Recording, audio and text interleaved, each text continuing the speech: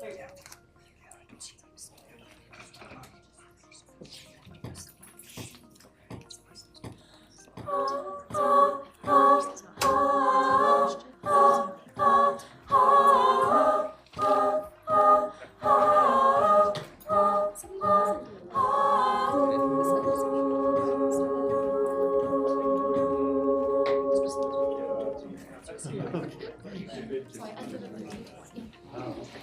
It's a really old city, stood between the dead and the living.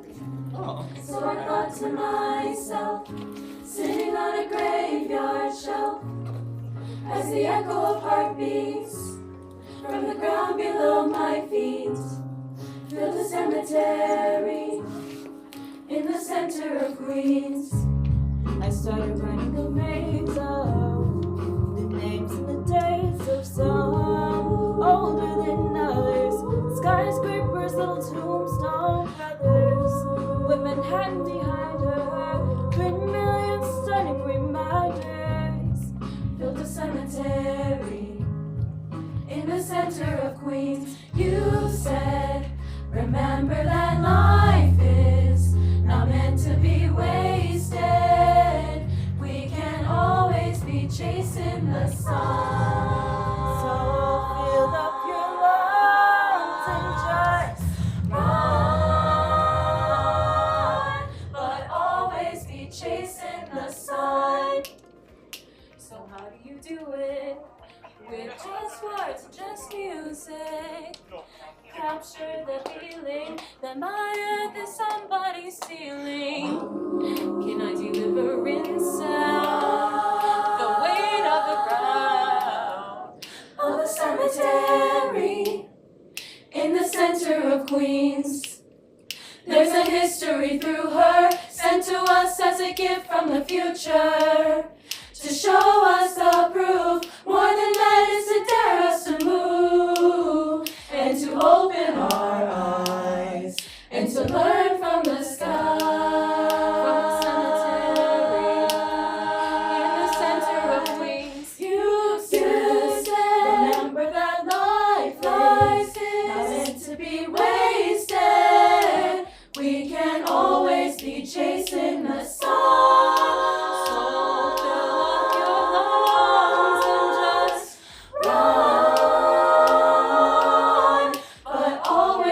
Chasing the sun, all we can do is try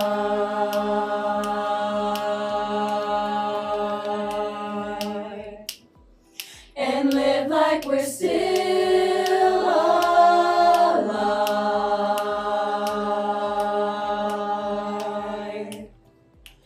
It's a really old city, split between the dead and the living. So I thought to myself, sitting on a graveyard shelf, and the gift of my heartbeat sounds like a symphony, played by a cemetery in the center of Queens. You said, remember that life is not meant to be wasted. We can always be chasing the sun. So fill up your lungs and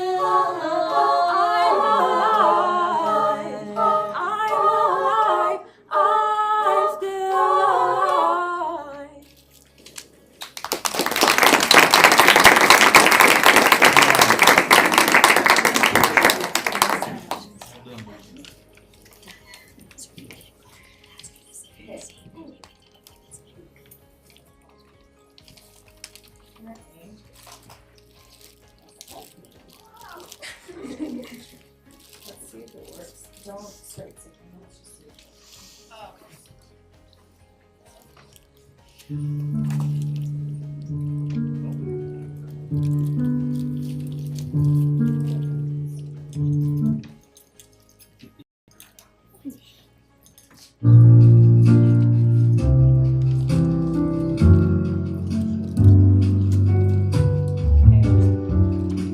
if it'll appear with us.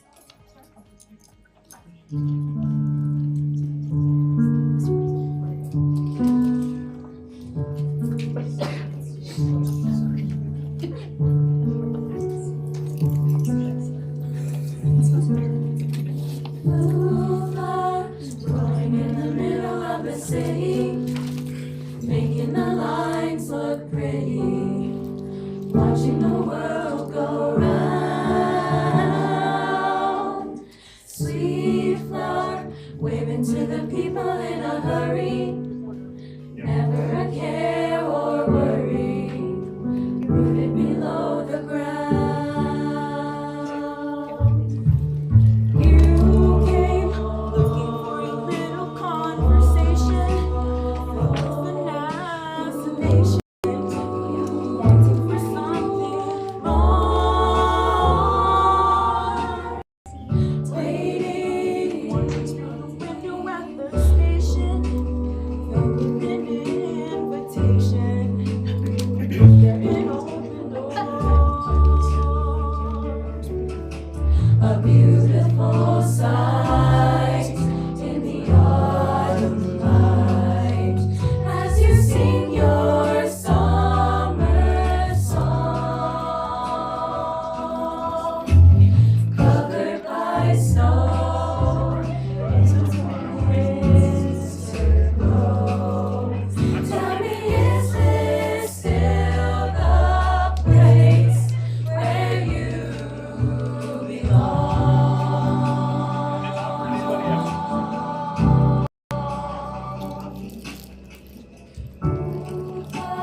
Floating in the firelight and dreaming, scenes of a love redeeming, happiness on a hill. Today, glamour of the city disappearing, maybe the lights are dimming, maybe they never will. A beautiful sight in the autumn light as you sing your summer song, covered by snow in the winter glow. Tell me, is this still the place where you belong?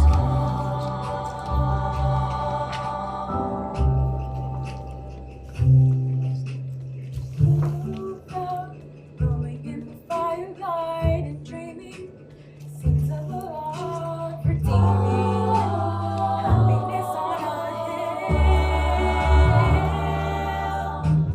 New day, glamour of the city disappearing, maybe the lights are dimming, maybe they never will.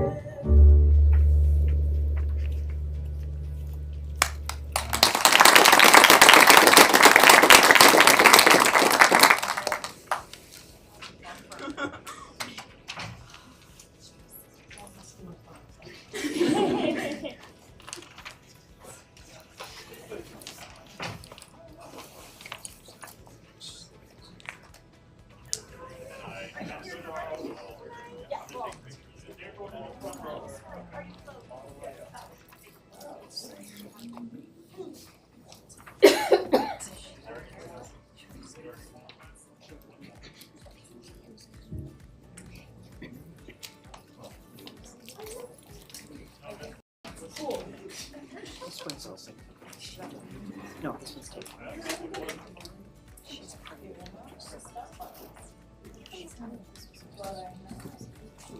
Okay. Awesome.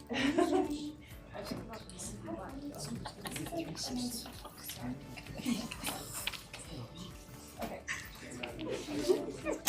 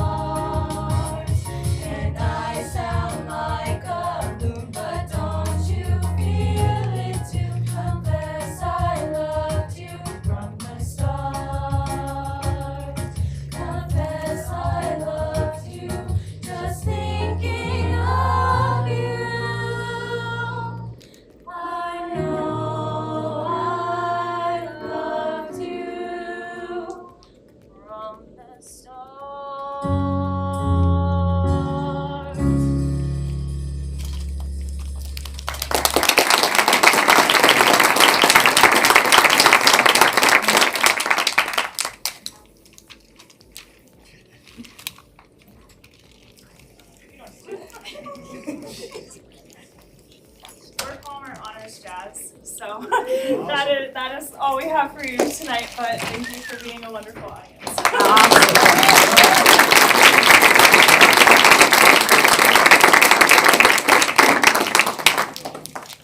Here she goes. I do. Okay. I'll take it. No, thank you. Let's act like we.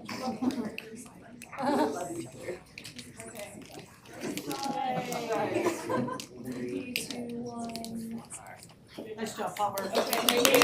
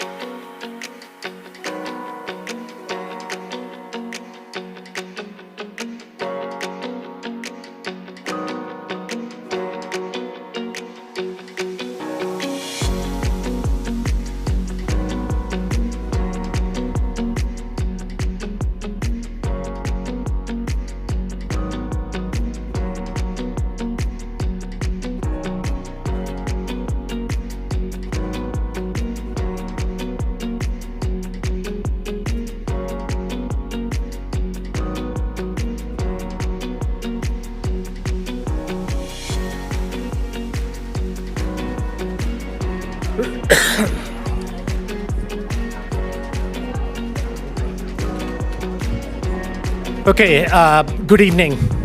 Board members, if you are in the audience, could you please come up to the dais so we can get the board meeting started? Thomas is in the restroom. Okay, thank you. We'll just give it a couple of minutes.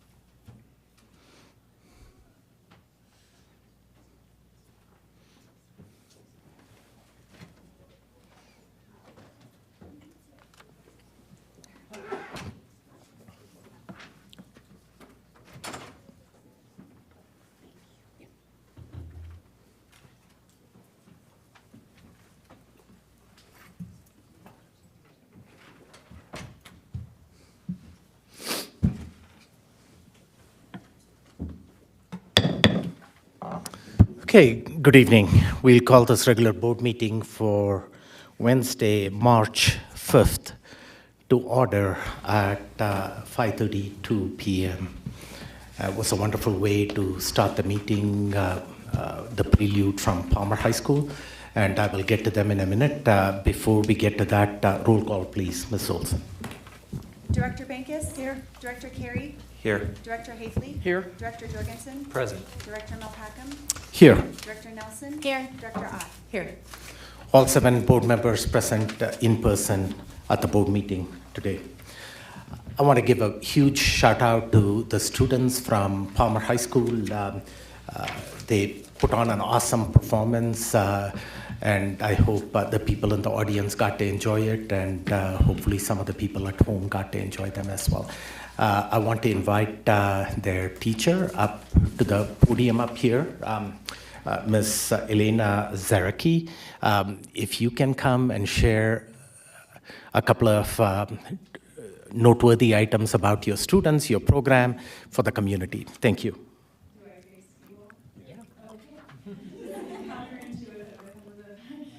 Well, my name is Elena Zarecki. I'm the director of choirs at Palmer. It's my first year at Palmer High School.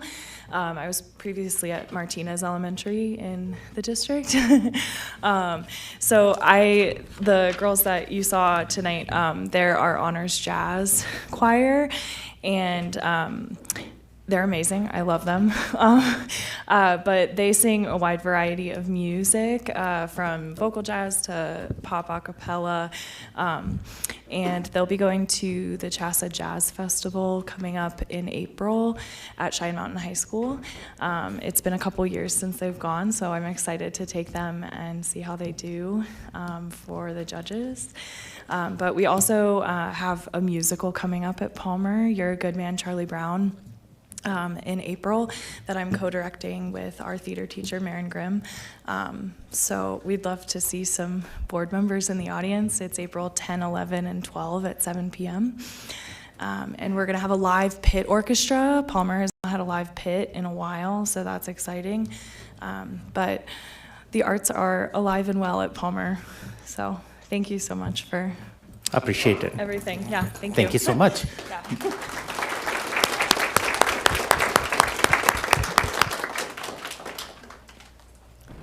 We look forward to seeing you. You said April 10th, 11th, and 12th. If you could be kind enough to send us an invite, that way we can put that on our calendar. Thank you so much. And good luck in that jazz festival that you are competing at. You guys are awesome.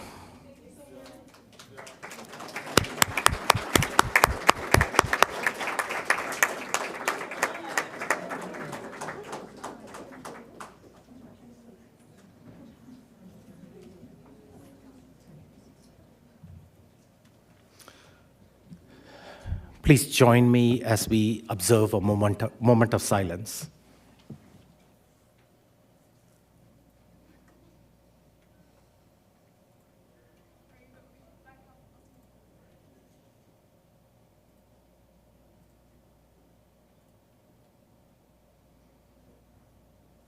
Thank you. Director Art, can you please make the motion to adopt the agenda as presented? I move that the Board of Education adopt the agenda as presented. Second. Moved and seconded. Roll call, please, Ms. Olson.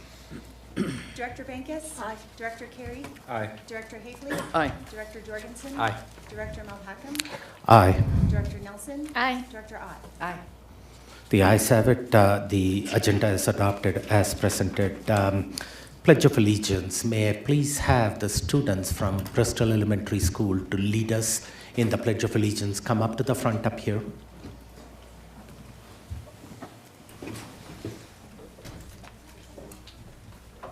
And the flag is, yeah.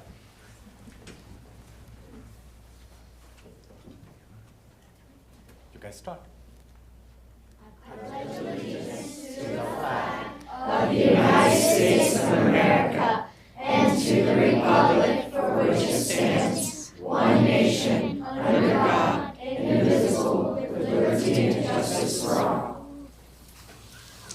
Thank you. That was awesome.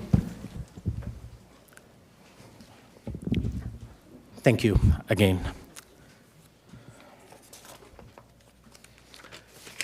Today's spotlight is Peak Experience. Superintendent Gall, I'm going to turn it over to you.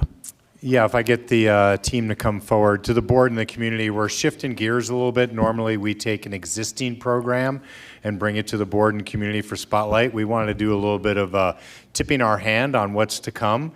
The team has spent the better part of the year working on this idea of how do we deliver a competency-based demonstration of knowledge at every grade level across the pre-K to 14 experience inside of District 11. And so today they're going to give you an overview and then a hyper-specific example of one that will be rolling out at the end of April with a chance for us to participate, and our Bristol students will be the ones who will help us do that. I'd like to introduce our Chief of Strategy, Ms. Ottmer. Good evening, Board. We're excited to talk to you about peak experiences. As the superintendent said, a competency-based demonstration of knowledge helps us know that our students are both acquiring the skills and applying them, transferring those skills to unique applications. We have had peak experiences in the design lab. They are being worked on, but we were also able this fall to take part in an audit to poll across the system all of the teachers at multiple schools saying, what are you already doing that might elevate to a peak experience? Something that's critical to understand in our peak experiences is it's not just a typical field trip or something like that. There is a learning arc completely connected to that experience so that students are learning standards and then applying that knowledge as they go across. So you see here, it's to ignite curiosity. It's to foster agency. We've talked about that word agency a few times. There's not one way to develop that, but what it means is having students take ownership in their education so they're not passive to the experience. That's what peak experiences are helping us do. You've had presentations throughout the year of some of the big shiny ones, like our students study abroad in high school where they're going on trips to other countries. That matters, as do the ones that occur in everyday classrooms where students are just applying their learning through unique contexts and really getting into deeper projects to make sure that they can bring together math skills and ELA skills and apply them in cross-curricular ways. This graphic is kind of intended to show, you know, the words we've been talking about: expose, explore, and experience. And so if we think of that larger band that's wider, we can think of the elementary level, where our investments right now are to take peak experiences that may have been occurring in the system or develop new ones, one of which Bristol and the rest of the team is going to share with you tonight, where we say, let's expose all third graders or all fifth graders to this type of learning and really see if we can ignite all of them. The one that's coming up, I'll steal a tiny bit of thunder, is a rocket day. We do not anticipate out of that every single student is going to want to go into rocketry because they had that experience, but it'll start to inform their interests and ignite curiosity on, if I get interested in this, what other things might I pursue around this? Or if I really didn't like it, that's good to start to understand too, to develop my interests further. That yellow block we kind of think of in the middle school frame or when we're exploring. We want to hone those tighter in middle school, also starting to connect to what might I want to do with my life and my future based on the interests that I've been developing throughout elementary and throughout middle school. Because when all of our students graduate, we want them to have a plan as they walk across that stage. It's not the finish line for us, it's the beginning of what comes next. And so in that blue triangle, you really see that experience where in high school with peak experiences, we're honing in on those interests you've curated and developed and making sure that you have opportunities toward interest-based learning to apply all of the skills that you've learned throughout your K-12 education. With that, I'm going to turn it over to Ms. Flanagan to talk a little bit more about some examples. All right, so I'm Lana Flanagan, Principal on Special Assignment. Really focused on, my work this year is really focused around peak experiences and then also a little bit with graduation requirements. But as Nicole alluded, we really thought that our work, the work that we're doing this semester is from what we learned last semester through our audit of what was already in existence and how could we scale that. And also just developing that definition of peak experiences that was shared earlier. So our work this semester in the design lab is really at the elementary level. We are designing more opportunities to eventually be able to have something at every grade level for all students. The goal would be to say that every first grader in D11 would have this experience, just as what we're going to show later in this presentation. At the middle school level, we're really looking at refining opportunities to ensure that the interests are being developed, that kids are understanding what they're interested in, and we're exposing them and allowing them to explore those opportunities in career fields or pathways. And finally, at the high school level, we're honing that development in those interest areas and making sure that they're peak experiences where students can take a deep dive into their own interests and passions. That's the personalization of it. For every student. So up here are some current examples that were identified through the audit, as well as some others that have been developed this year for our students at each level. And now I'll turn it over to Jennifer.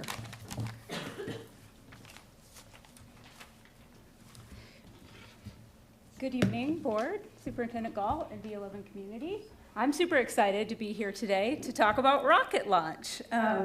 So this is the newest system-wide peak experience. You bet. Thanks.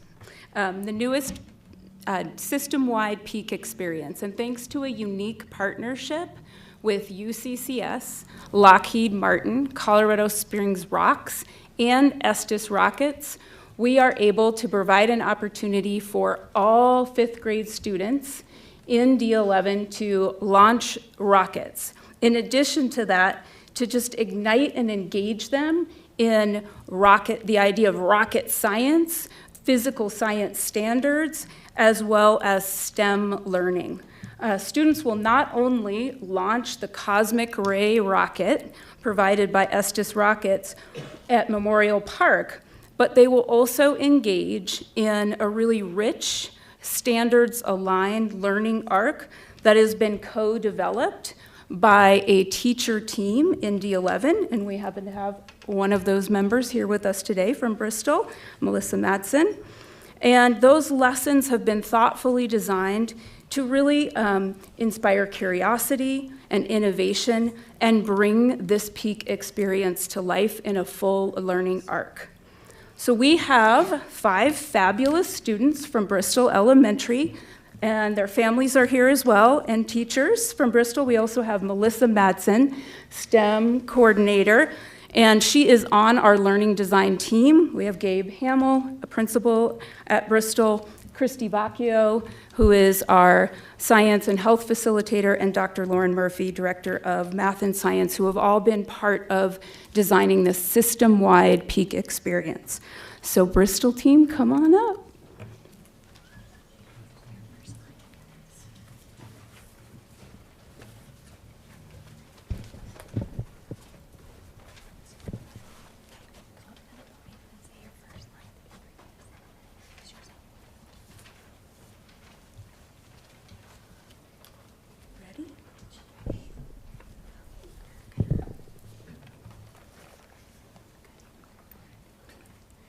Good evening, Board and Superintendent Gall and D11 community. My name is Avery McGee, and I'm a 5th grader at Bristol Elementary. My name is Stella, and I'm a 5th grader at Bristol Elementary. My name is Ellie Lalonde, and I'm a 5th grader at Bristol Elementary. My name is Sawyer, and I am a 5th grader at Bristol Elementary. My name is Ellie Wurt, and I am a 4th grader at Bristol Elementary. We are excited to talk with you about the 5th grade Peak Experience Rocket Launch Day. We want to ignite your interest in this learning opportunity. We are going to show you a short video to ignite your interest and spark your curiosity. We want to get you thinking about rocket science, physical science, and engineering. We want to invite you to inquire as you watch the video. Think about the phenomena of rocketry and forces of light.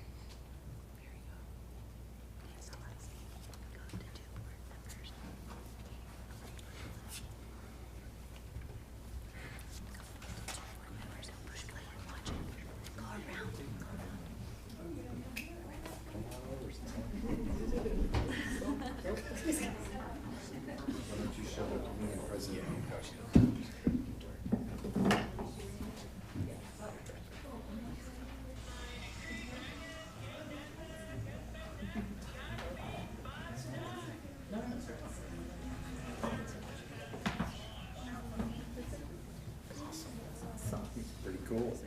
We gonna build one that big again? You might want to grow up.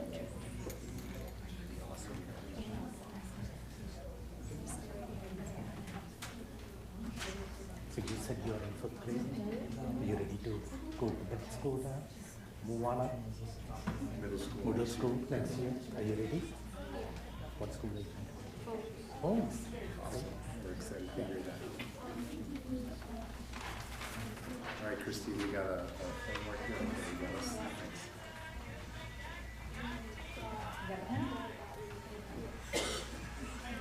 We got markers. We're good. She had the iPad. You guys did. We watched it.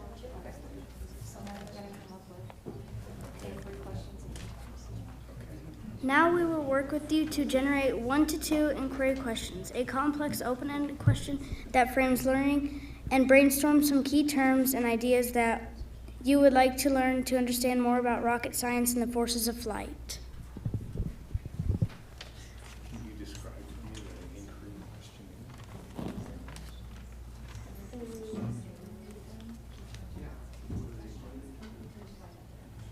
From watching the video, does anything come to mind for you? What would you ask your teacher when you see that video?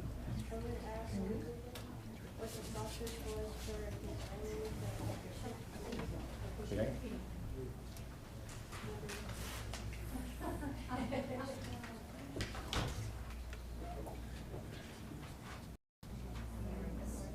Oh, that was a bit writing for it.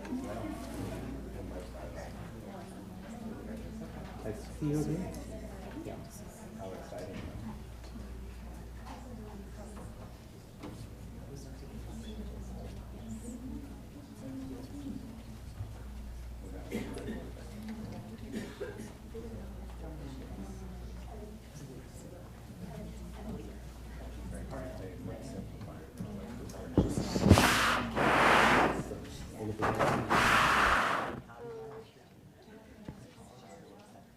I have one.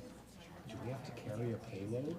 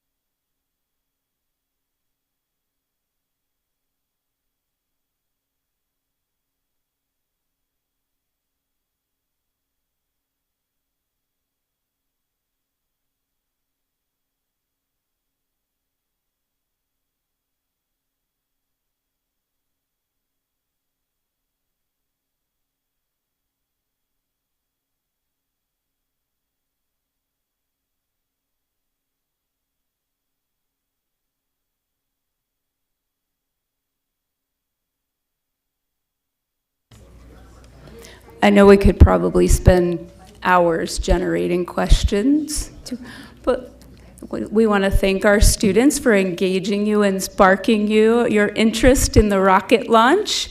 And actually, they are going to give you an invitation now to a personalized invitation to the rocket launch. And if you so decide, you can not only come along, but you can build a rocket. So this is an example of the rockets that they're going to be building, except that theirs are going to be red, white, and blue.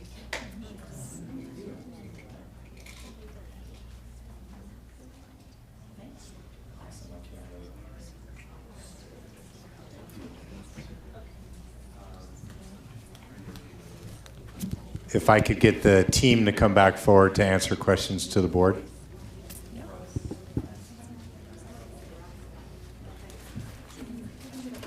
Who didn't get a rocket?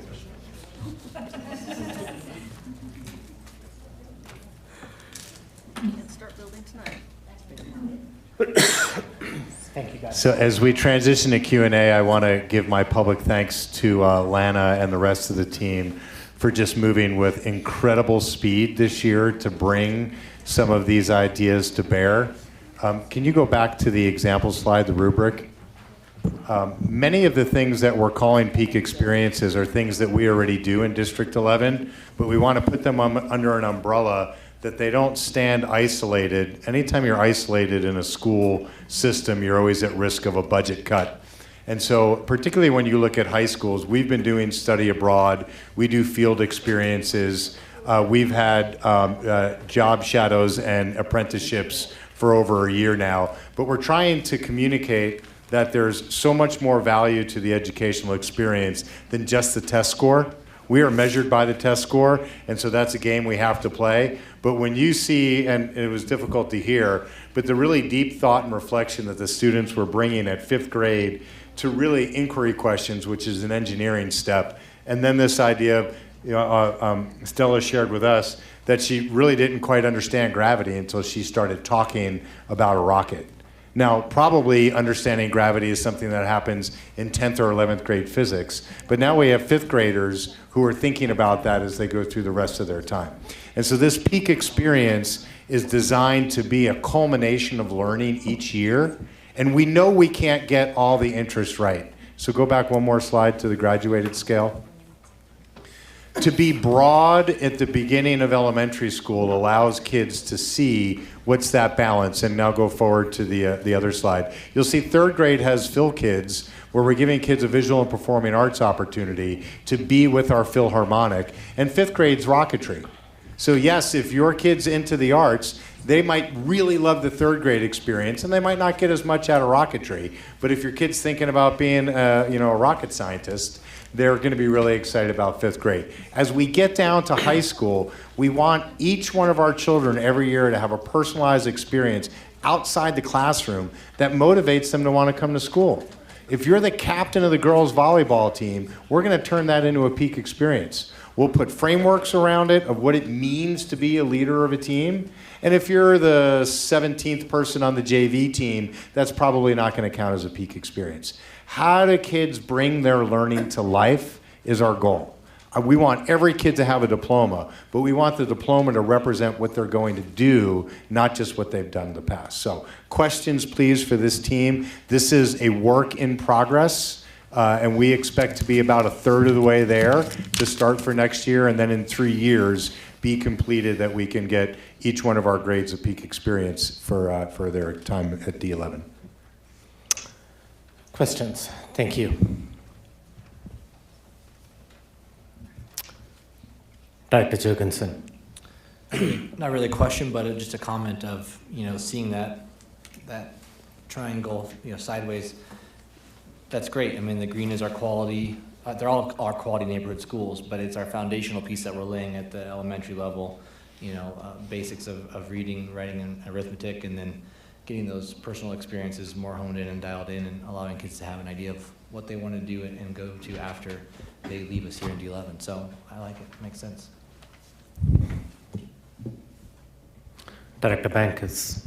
I want to comment on when I first came on the board 3 years ago, we talked about our dropout rate. And in the 3 years since that, we continue to talk about how we're going to engage our children and keep them involved all the way through to graduation.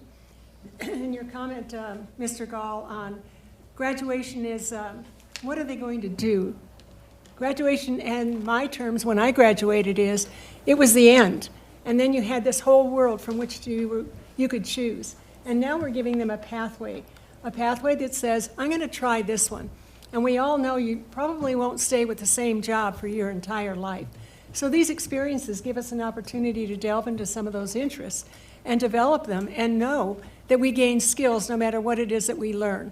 And I appreciate the work that's gone into this. I appreciate having been a 5th grade teacher, having launched rockets. It was a field trip. We didn't do the deep dive. We did not do the deep dive. So this is an exciting opportunity for our kids in building the blocks to bring that graduation rate up and to have our kids engaged and to give them purpose so they're not thrown out into the world. Because everybody is asked, what are you going to do after you graduate? And how many times at 17 and 18 were you able to say, oh, I'm going to be? We just don't operate that way. And this is an opportunity for kids to really have a focus and include parents in that opportunity. So when they decide on an interest that they have, parents can create opportunities for them, whether it's going to the museum, whether it's taking a trip to Cape Canaveral, whether it's thank you for doing this. Thank you. Director Hafley. I want to echo what the other directors have said, so I won't repeat it, but know that I ditto, okay? But beyond that, I, for one, have never shot off a rocket, so I am very much looking forward to this. What happens if the weather's bad? What's your plan for that? We have backup dates. You have backup dates? Will you send an email or something? Yes. Okay, thank you. Yeah, we'll be at Memorial Park 4 successive days, so we're going to just kind of take over that part of the city. And we dummy down the parachutes so they go straight up and come straight down.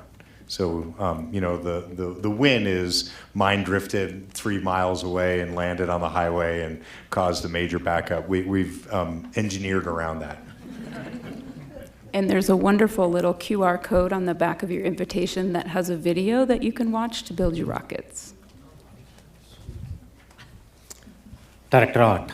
Thank you. Just that previous slide, I believe, that had the list of experiences and so current to scale. Just curious if there are any additional experiences that might be out there that you haven't listed yet? Many? Tons? All right. I would love to see that list sometime, just out of curiosity to see what more I can recommend about District 11. Yeah, so we'll bring a list as we close the school year out to the board, probably in a work session, or we'll put it into Mars for you to see. The goal here is, again, in 3 successive years, we're trying to do a little bit of elementary, a little bit of middle, a little bit of high school each year, such that we don't just overwhelm one system and forget the others. And as you can see, many of the high school items already exist, and so now we're just putting them together. I would say the biggest opportunity for us has been middle school. Many of the elementary schools, this rocket idea is not brand new. We launched rockets last year at Taylor. I'm certain we've done it at other schools as well, but I saw it happen at Taylor, and then we thought to ourselves, why doesn't every school get that chance? But middle school is going to be an opportunity for us to lean in and think differently about that. Again, when you think about this, go back a slide to the graduated one, of moving ourselves from exposed to exploring and then to experience. Experience defines itself. We have 8 paid apprenticeships in the district. We want to double that every year until we get well over 50, somewhere to about 50 to 100 kids in the system. Those are easy. Rocket Day is easy, not really easy, but what do you do at middle school? I mean, any middle school teachers in the audience, right? Thank you, right? Because middle school is that great challenge space. How do we transition kids from the nest of its elementary school and we're going to go to Memorial Park and build a rocket into the what is your hyper-specific interest? So we still have some work to do on the middle school part. We do have strengths in the system that we think we can lean on and then try and get them to scale without impacting the specificity of where they already exist. Thank you. Thank you. Seeing no other comments or questions from the board, thank you. for the presentation. And for the community that is watching, if you go back one slide, actually, if you could. That slide which lists all the experience. Yeah, there you go. That one. I wasn't sure which way it is. But there are so many experiences out there. I was talking to a high school student recently and asked the student about what his interest was. And he was talking about his interest in cooking and culinary, and he wants to graduate and go into being a chef. And then I asked him, do you know that District 11 offers culinary program that you as a student can explore that pathway and also potentially go to an internship or an apprenticeship with one of our local restaurants? And the student was unaware of it. So there are so many of those programs out there. In the summer, our local industries are looking for interns. And a couple of years back, what was communicated in a public session was that there were 105 internship openings for high school students in the Pikes Peak region, and only a third of that was filled. And so many of our students work in the summertime in fast food restaurants, and nothing against that, but getting an experience in an industry and ensuring that they have that pathway open up, it's eye-opening that there is a potential possibility that you can graduate and go to college and come back and at 21 and 22 get a salary that's upwards of 6 figures. So I would encourage our high school students and their families to explore all these opportunities. Talk to your counselors as well. Thank you. Superintendent Gall, I'll turn it over back to you for your report. Great. If I could get Stella and Sawyer to come on up to my chair here. You're first, Stella. The microphone's hot, and you get to tell us all about your teacher you want to thank. All right. A huge shout out to my amazing 5th grade teacher, Miss Fry. She taught me a skill that stuck with me. Always put a comma before a quote. She's also incredibly funny and always has us laughing with her jokes. One of my favorite memories is when we took a picture together in our Punctuation Saves Lives shirts. It was so much fun. Is Mrs. Frey here? No. But who is standing up for you? Mr. Hamill. All right, Principal Hamill, thanks for representing. Thanks. She's retiring. Can you tell that to everybody it's her last year? It's her last year. All right, round of applause for Mrs. Frey.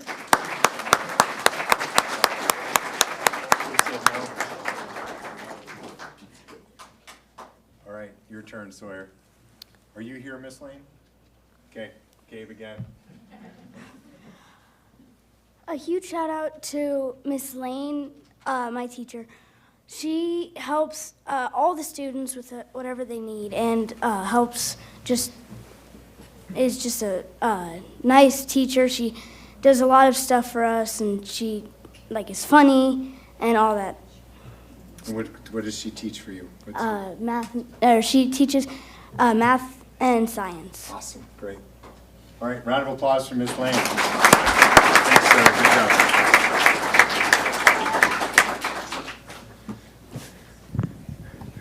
Thank you, Principal Hamill, for representing both of our teachers.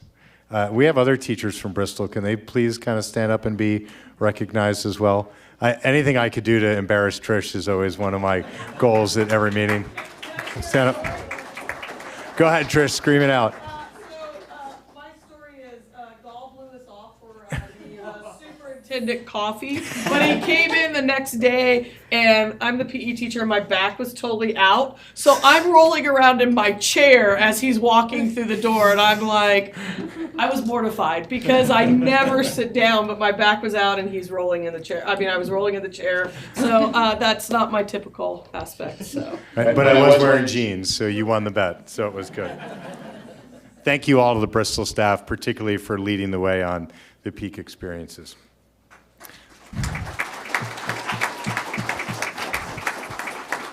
A couple of exciting hiring updates. I didn't put a slide in here, but we've hired 5 new principals for next year based upon forecasted retirements and changes of career paths. So we're so excited to be early in the hiring season. We're announcing here our teacher hiring fair for this Saturday, March 8th.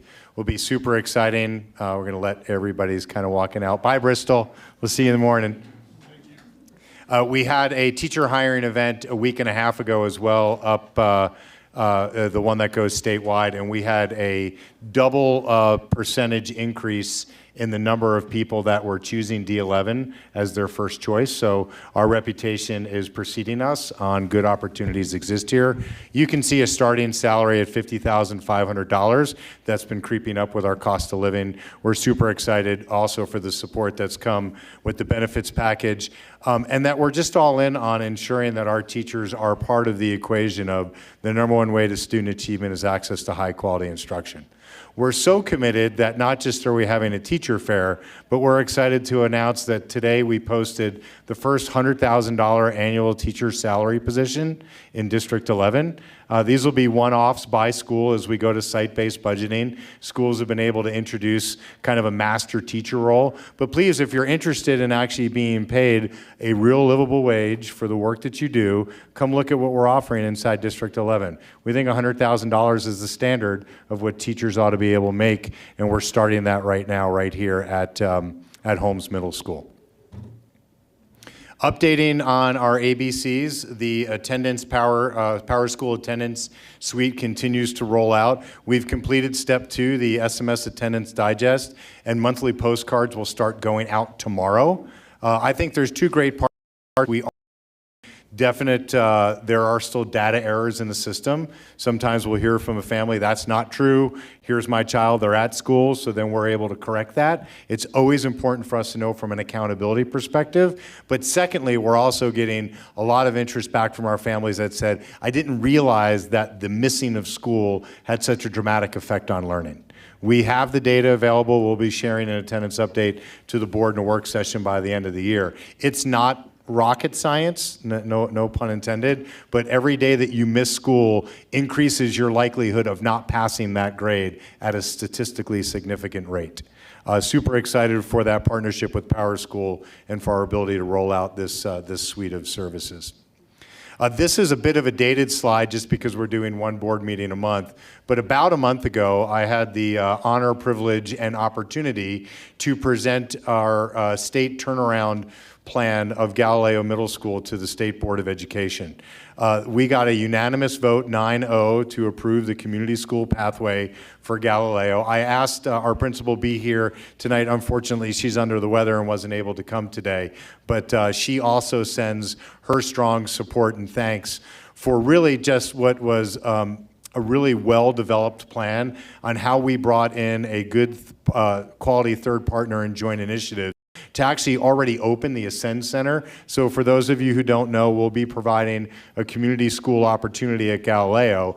And to summarize, a community school is where you can get the types of supports that you normally have to pull your kid out of school, you can get them now in the basement at Galileo. So if your student is struggling with some mental or behavioral supports that they need, we can provide that through these partners that we have through joint initiatives on site. And you can see that there are family support services there as well. We're super excited. The timeline is this year is kind of the planning year for it. We already have the partnership with joint initiatives, and they're downstairs at the Ascend Center. But you'll really start to see those programs roll out in earnest starting next year and then be full up and ready the year after that.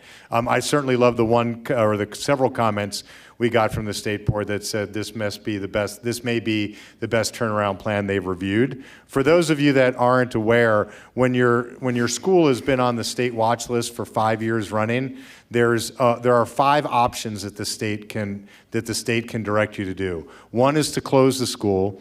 2 is to charter the school.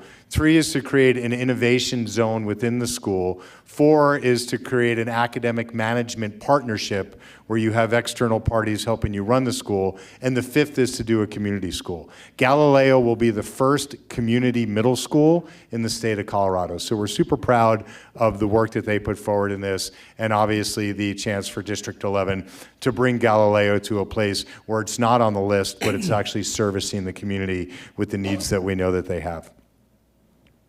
I'd now like to ask a good friend of mine, Mary Faith Hall, to please stand up to be recognized for a second. Just a couple of weeks ago, the Colorado League of Charter Schools actually recognized Mary Faith. She's the co-founder of the Thomas McLaren School.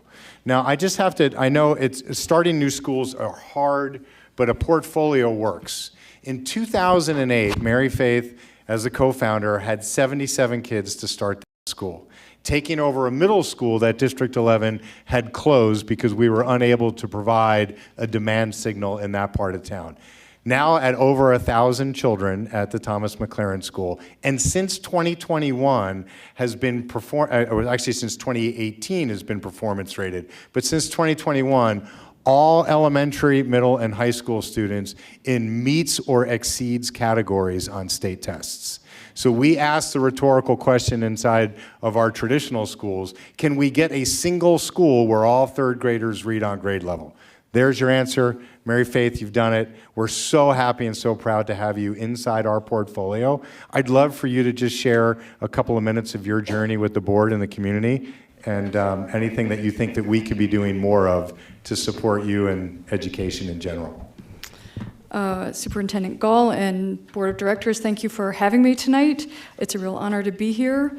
The Colorado League of Charter Schools presented me with this Lifetime Award recognition because I'm retiring, and that is very exciting for me. I've been working at this since 2007, and we have just grown and grown. We were first a middle and high school, and now we're a full K-12. And I was standing here a year ago talking to most of you as we were seeking authorization under District 11. And I just want to say thank you for being such great partners to us. And we hoped it would go well, but this first year, logistically there are some bumps, different platforms and things like that. But really, the D11 staff has been excellent to work with. And I'm very encouraged by this partnership, and please know I'm retiring, but the school is in great hands. We have a great team, and so on to many more years of Thomas McLaren in Colorado Springs. Great. Thank you, Mary Faith. Thank you.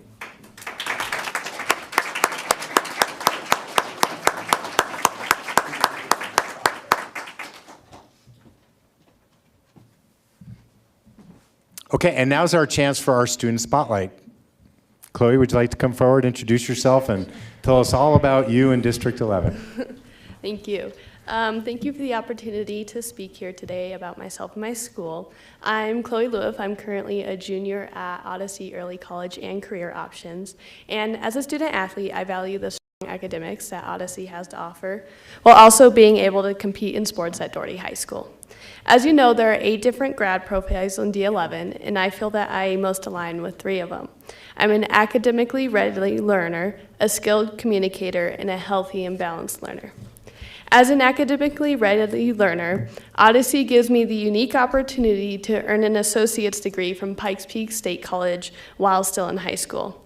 I've been off campus at Pikes Peak since my second semester sophomore year, and since then I've learned countless experiences such as navigating both in-person and online classes. Odyssey has given me the tools and the foundation to be fully prepared for college and have taught me how to independently build my semester schedules, order my books, and be comfortable with independence in a college environment. As a skilled communicator, I'm earning my designation in communication, which is similar to a minor that will be used to complement my major of an Associate of Arts. I work with my professors on a daily basis and collaborate with classmates from different backgrounds. This is as opposed to a normal high school class with classmates of all the same age. I must communicate and meet with my counselors regularly to ensure that I'm on track to graduate both high school and college. Now I'd like to talk a little bit about how my unique experience between Odyssey and Doherty have shaped me into a healthy and balanced learner. I compete in sports at Doherty High School, and I'm also a year-round club swimmer. As a high-level athlete, I know the importance of a balanced life. On the sports front, I'm a 3-time 5A state qualifier for swimming and a 2-time varsity letter earner for cross country. I was also the High Point Swimmer of the Year for Doherty. On the academic front, I take pride in being a member of the National Honor Society, and I earned the Academic All-State First Team Award for swimming for maintaining a GPA of 3.8 or higher throughout the season. As I look towards the future, I'll always be grateful for the opportunities that Odyssey and D11 have given me to be successful both as a student and as a person. Thank you again for inviting me here today, and I appreciate all the support. I hope you have a wonderful evening. Great, we're going to ask you a couple of questions too. Okay. So thank you for that. Chloe, you and Superintendent Gall have something in common. Do you want to talk about your flying experience? You want to be a pilot? Yes, I'm looking to be a pilot. I'm currently looking at a bunch of different schools and trying to figure out like the path to become one. Great, let's talk afterwards.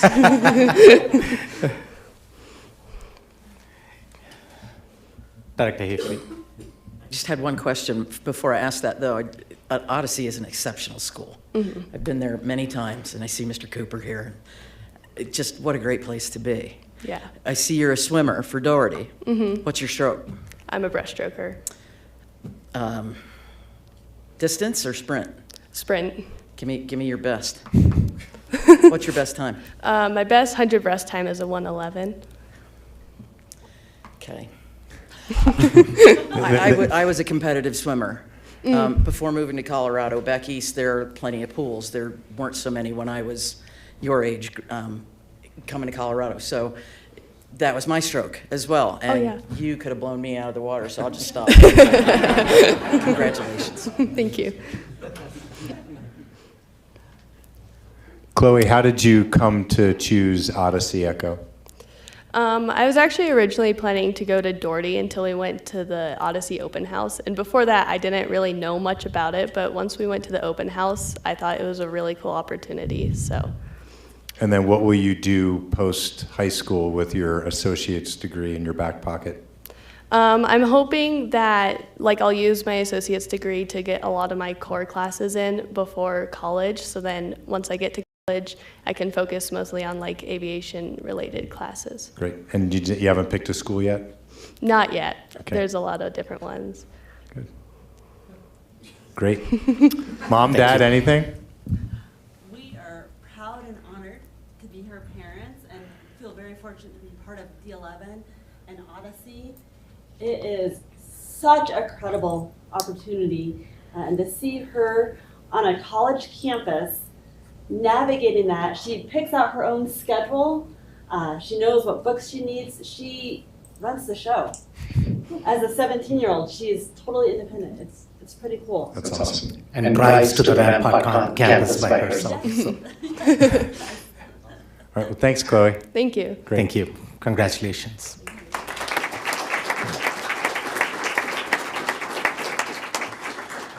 Part of our commitment to transparency on the challenges that we've had in dislocating our Jenkins students, it's time for that update, and we have some significant news to report this evening.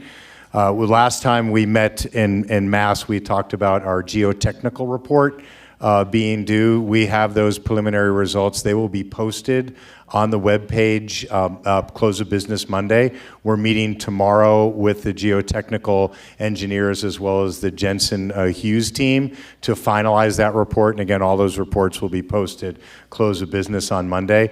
There is great news in the geotechnical report that says they think they've identified what the challenges on the slippage part of the 7th and 8th grade wing are, and they believe there is, I don't want to say easy, but there are remediation steps that can be taken. So our goal right now is to communicate to our community that rising 6th grade will begin their Jaguar journey in the original Jenkins building in that 6th grade wing for next year. So that'll be a partial occupancy that we do have some steps to take in order to deliver on that. We'll need to remediate both the gym and the media center. We believe that we have the time now to be able to do that, to be ready by August. 7th and 8th grade wings are still yet to be determined. Again, all those engineers and architects and general contractors have been hired. We're now just waiting to put the data that's come from that report in for us to be able to communicate what will happen with our then rising 7th and 8th graders.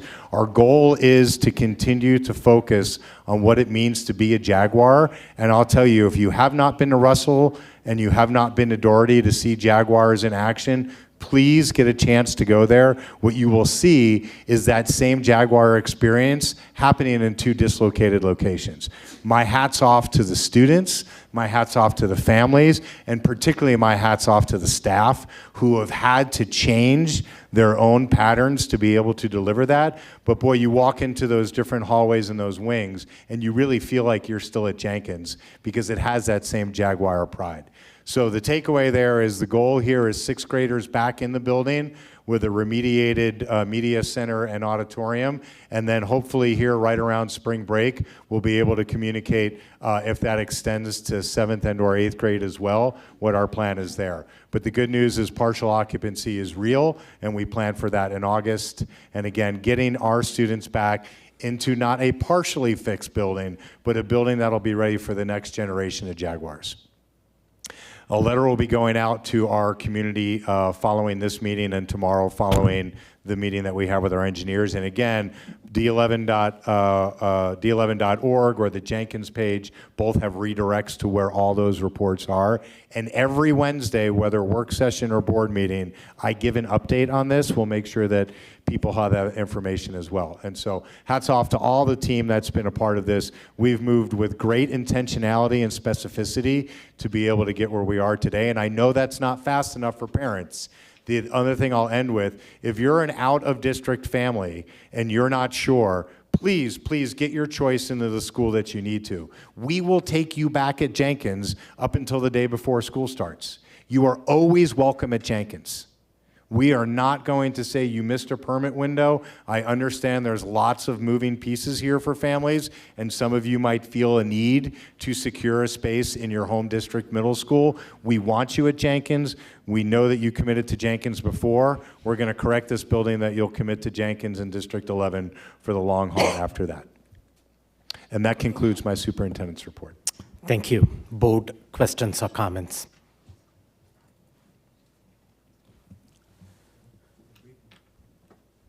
Director Nelson.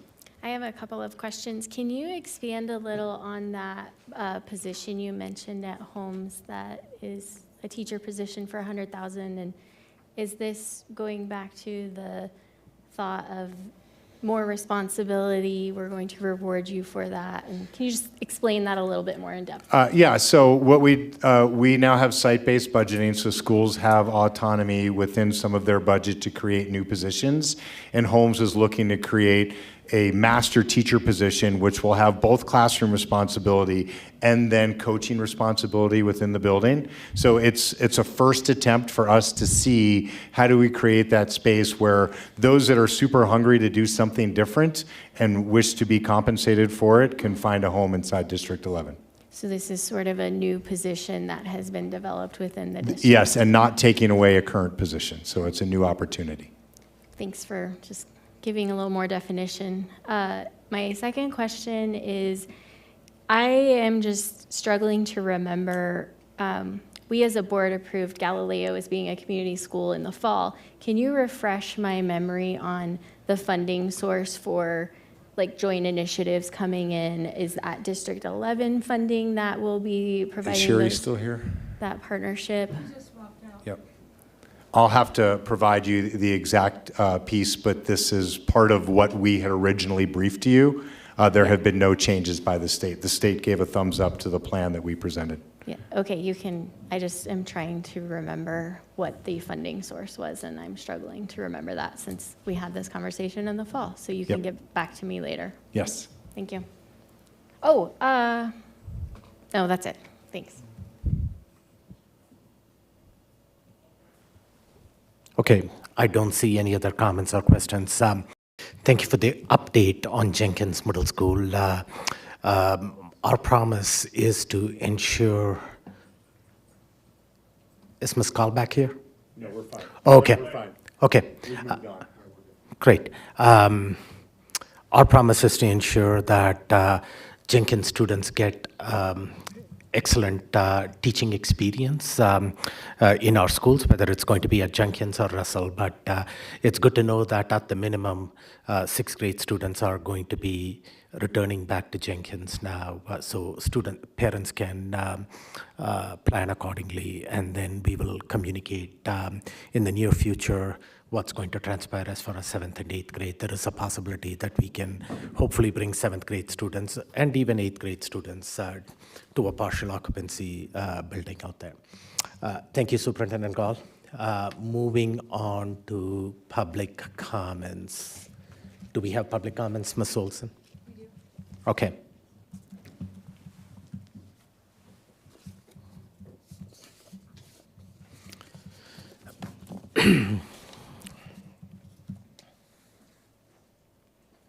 Thank you. Going over the board protocol for public comments, just as a reminder, the board welcomes and is very interested in listening to community feedback as it helps us better do our job. Please approach the podium when your name is called. You have 3 minutes to deliver your remarks. Please monitor the clock that is on display and complete your comments in the allotted time. Board meetings are primarily business meetings for the orderly and efficient conduct of the business of the district. Keeping that in mind, the clear expectation is that your feedback is provided in a civil, professional, and courteous manner without resorting to defamatory or disparaging remarks. Students are often in attendance or watching our broadcast. Speakers' remarks, therefore, should be suitable for an audience that includes minor students, including no use of profanities or obscenities. To adhere to the board policy and accomplish the work already on the agenda, the board will not respond to comments during this time, but I can assure you that your comments will be taken into consideration as we discuss pertinent agenda items. To maintain the flow of the meeting and not have prolonged interruptions, please refrain from clapping. If you want to show support or solidarity to a speaker, please stand as the speaker is talking or use a silent applause. Lastly, the statements made by the public do not reflect the views of the board or the district. With that, the first comment is by a Coronado High School student, Taylor Morrison. Taylor Morrison.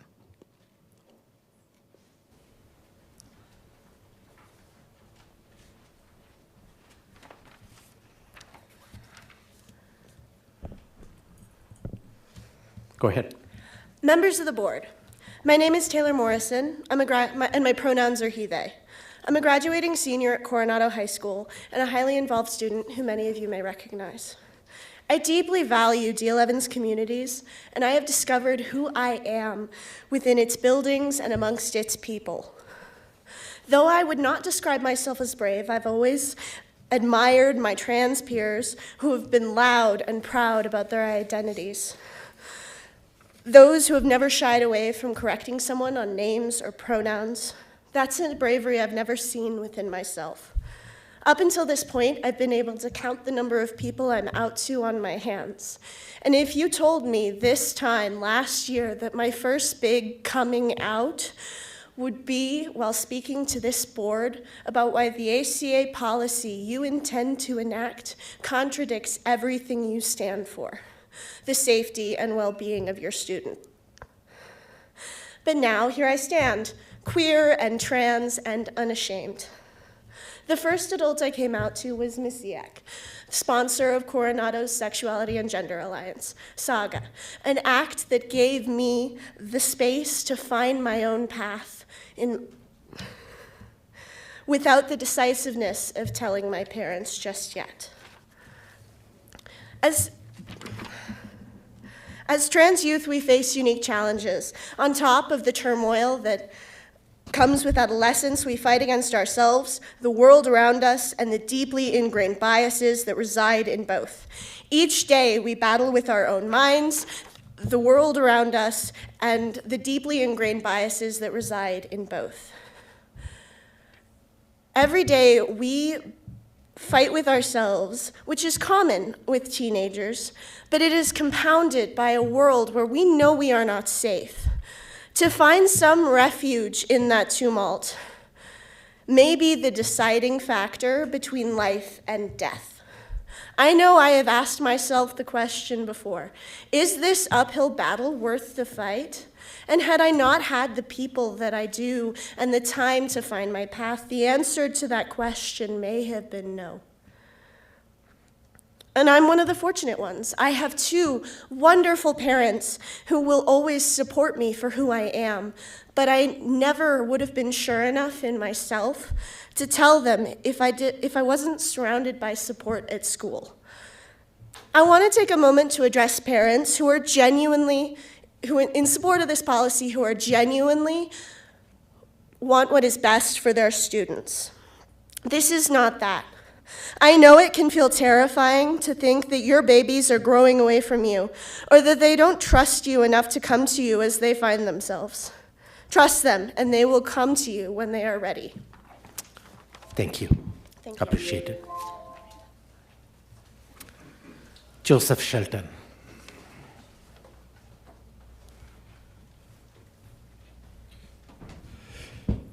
Good evening, board members. My name is Joseph Shelton, and I am a candidate in the November election to sit on this Board of Education. Tonight, I stand in opposition to Action Item 1, Policy ACA. Last month, this room and the space outside these doors were filled with community members who made their voices clear. This policy is a failure in ensuring student safety. Since then, you have held a series of town halls stating that you were listening to the community. And yet, despite overwhelming opposition, you're moving forward with a policy that many of your constituents have fought against. At last month's meeting, Director Ott raised the idea and request to include a provision requiring that if a parent must be notified, the student should be told first. Superintendent Gall responded saying that this was a general rule. But let's be clear, general rules are not rules unless they are written into place. It has been said that it's a general rule that stacking is allowed in UNO, but UNO has confirmed that this general rule is not an actual rule, as it is not written in the actual rules. A general rule is just a suggestion, and without clear accountability, it will be ignored by those who choose not to follow it. I understand your commitment to parental rights, but let's not ignore reality. This policy puts students in harm's way. All it takes is one principal, one assistant principal, or one staff member who does not support LGBTQ+ students to ignore that so-called general rule and out a student before they've had a chance to process themselves. And I know this because I have lived it. I've been the student who has been put in harm's way when an administrator ignored a general rule. I urge you to vote no on this policy and send it back to the policy committee with a clear request. If a parent must be notified, the student must be told first by the principal, assistant principal, or the individual making the contact.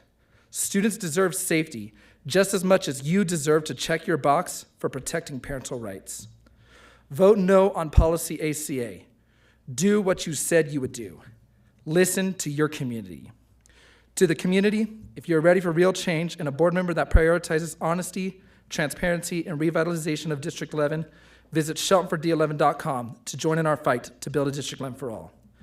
Before I end my speech, I would like to bring attention to the failure of Superintendent Gall to complete his promise of releasing policies to protect undocumented students while at schools, or at least most of the staff I have spoken to have said they have not seen anything. Superintendent Gall said the policy would be available in a few short weeks. That was almost a month ago. Additionally, Superintendent Gall told me I would see something when the policy was written and submitted. Well, Michael, your students are waiting, your staff are waiting, and your community is waiting. Thank you.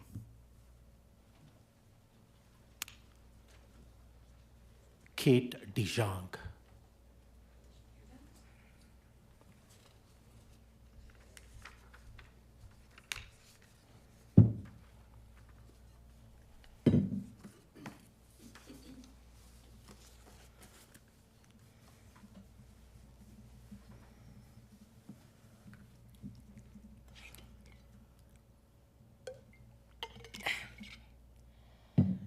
So, I've heard that you're going forward with the name change policy, and I just have a couple questions as a result. So as an employee, I just have to ask, are we dropping the claim that we're data-driven now? You've been presented with so much evidence from so many avenues that this is a bad idea that you have decided to ignore.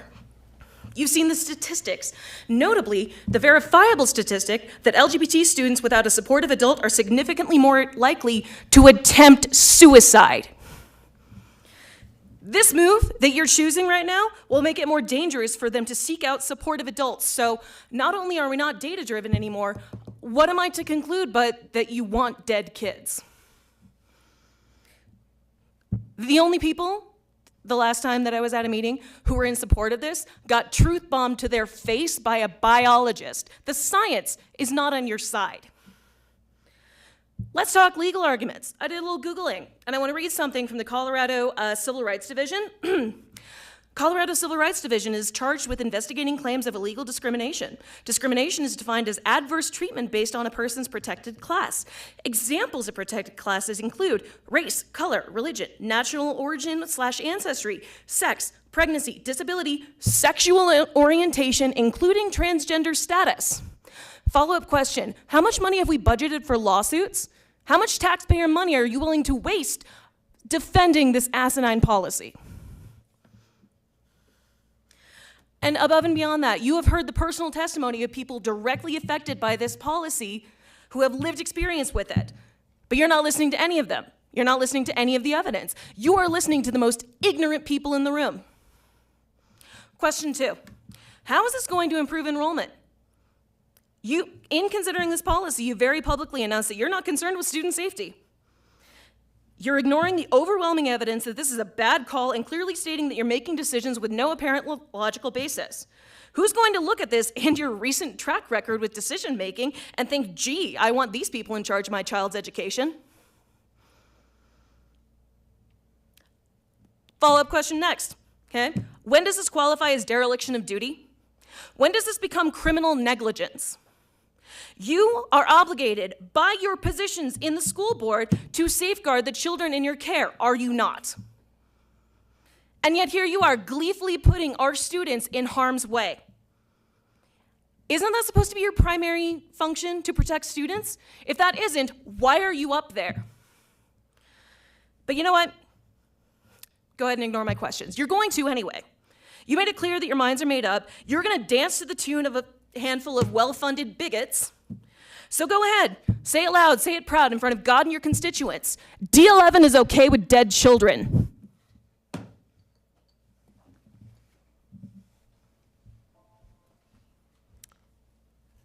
Ms. Devin Chatron.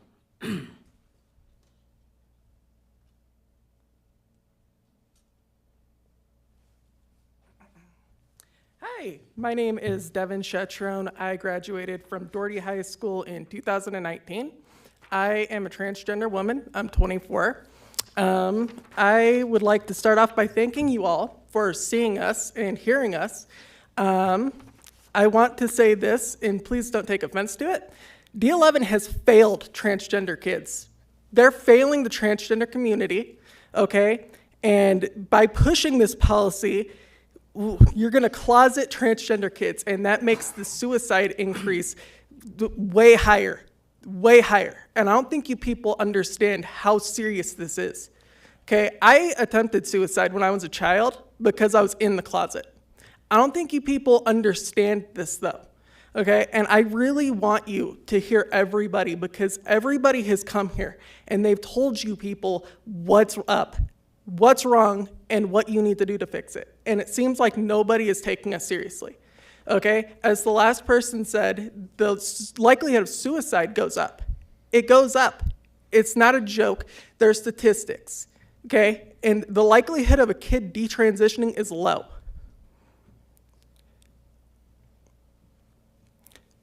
This bill, your policy requires that transgender kids get forcefully outed if they come out to you. Schools are supposed to be safe spaces for these children, okay? You should not be forcefully outing these kids to parents that will hit them, beat them, kick them out, or anything else. My dad was abusive when I was little. I didn't come out to him, and he disowned me for it. I disowned him too, okay? I don't think you people understand this though, and it's really hurting me personally. I want to cry because I know a lot of kids that are transgender. I do, and I've seen how this impacts them. I'm sorry, I'm getting really upset. You guys said before that you are concerned about lawsuits from parents that aren't told. I don't think you guys realize that the lawsuits are going to be civil rights lawsuits. The bill does not say that you must go and tell the kids' parents. It doesn't say that.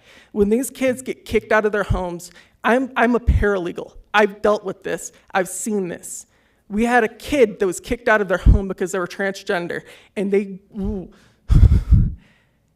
the state started abusing them for being transgender and taking stuff away from them and treating them poorly. And it's because they came out. You guys forcefully outing these kids is going to cause that. And that state, Colorado, got a lawsuit against it, a civil rights lawsuit. You guys are going to face the same situation, the same exact situation. You guys think that this is not a joke, but you guys think this is a joke, but it's not. Thank you. Jackson Hoskinson.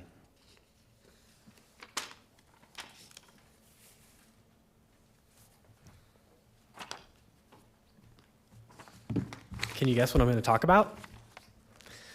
Hi, my name is Jackson. I'm the school advocate at Inside Out Youth Services.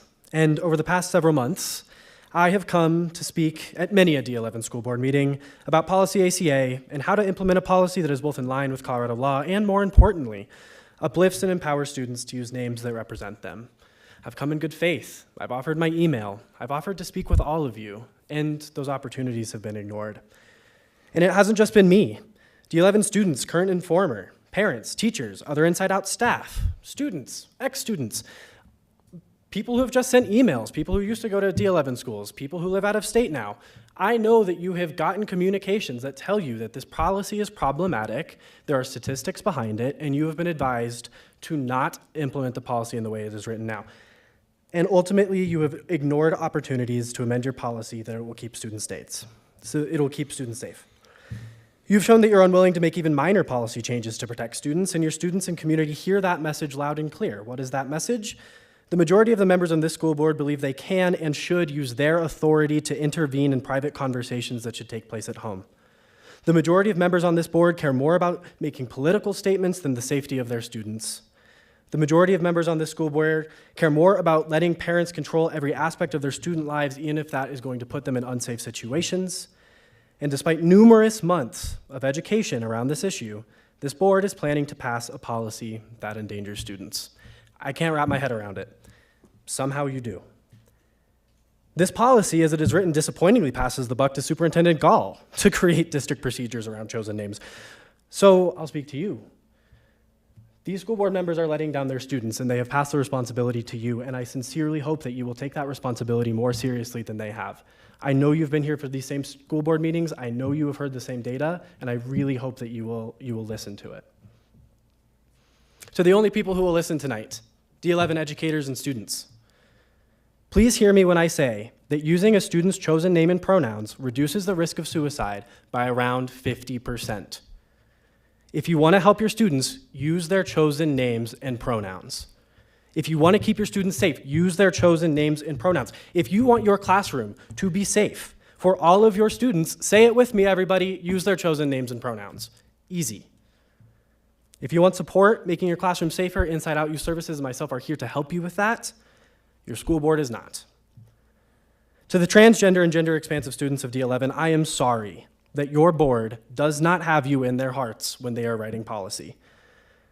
I am sorry that adults are failing you to be your beautiful, brilliant selves at school. No matter what hateful or harmful policy this board passes now or in the future, Inside Out Youth Services is here for you. We see you and we love you unconditionally as you deserve. Thank you. Kaden Saladay.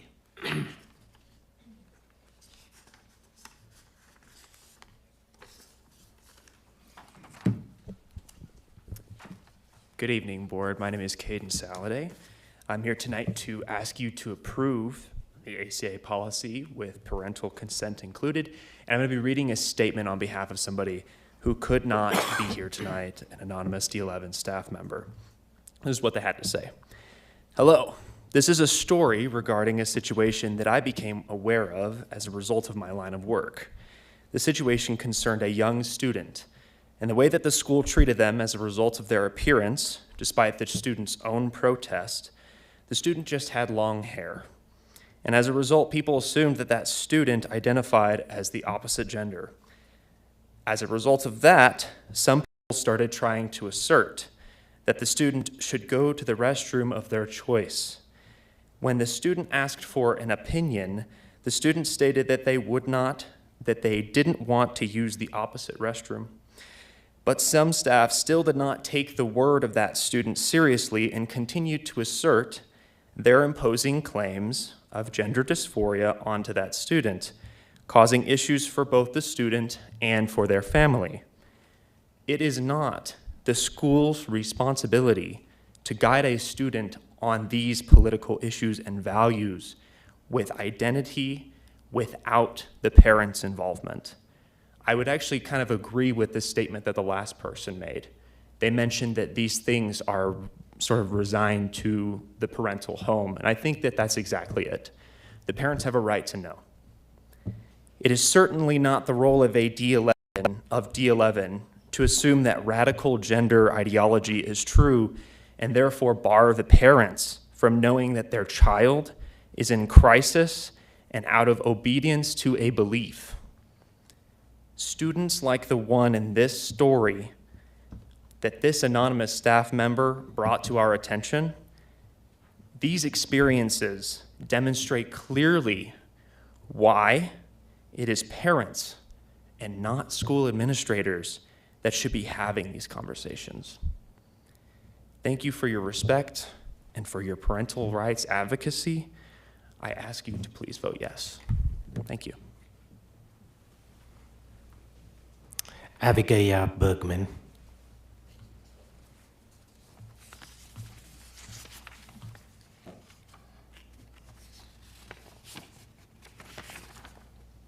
Good evening, board. My name is Abigail Bergman, and I am a resident of D11. I want to begin by saying that the accusation that you want dead kids is emotional blackmail of the highest order. It should be dismissed as such. Last month, after you came out with your proposed ACA policy, the local affiliate of the NEA condemned your policy in the media because it included parental consent. It's a good reminder that no matter how many times you hear otherwise, D11's NEA is a far-left special interest group, far more than its labor organization. The fact that bringing parents into a situation where there are questions of identity, values, and culture would have any detractors is shocking. Most parents in District 11 do not hold to the belief that their child can change their gender. And they certainly do not hold to the belief that their child should be left to be talked to and guided through struggles of identity without them even being informed.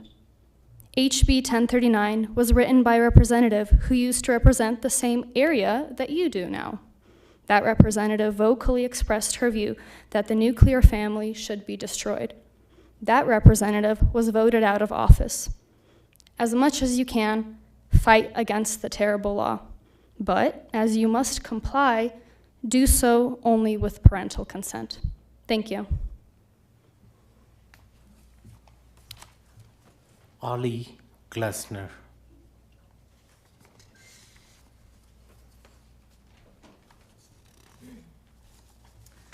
Hello again. Thank you all once again for the opportunity to speak tonight. My name is Ollie Glessner. My pronouns are they, them, and I am the Communications and Advocacy Director of Inside Out Youth Services. Ollie is in fact my chosen name. I am here to reiterate what our organization has shared regarding your policy ACA and its requirement of parental consent. Last month and between these meetings, we have requested 2 small, minor changes that will strike the balance you are seeking between supporting your students and notifying their parents. We strongly encourage you to make these edits before voting on this policy this evening.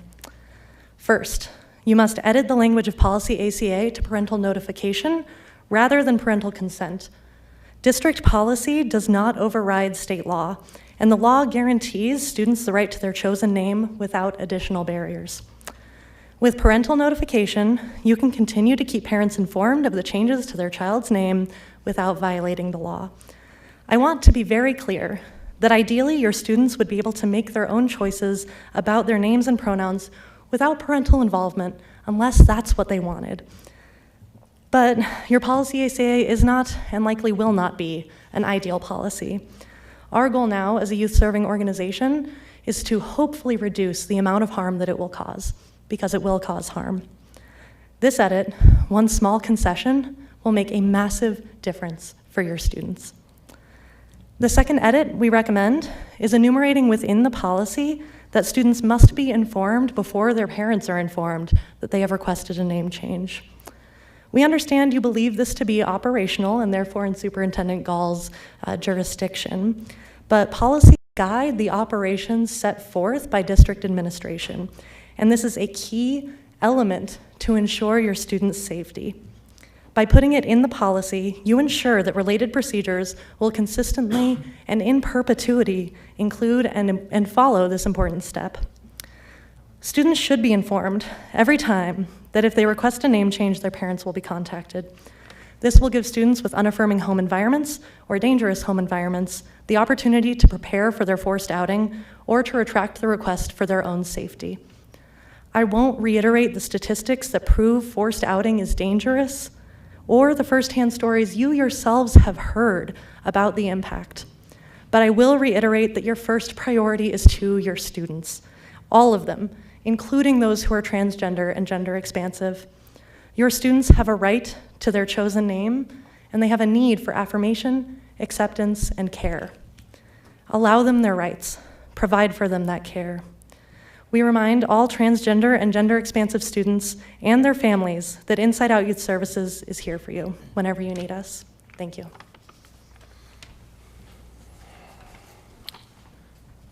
Ms. Maria Bergman.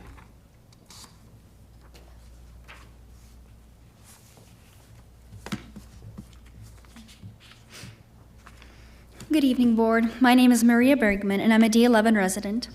I'm here tonight to ask you to pass your proposed ACA policy.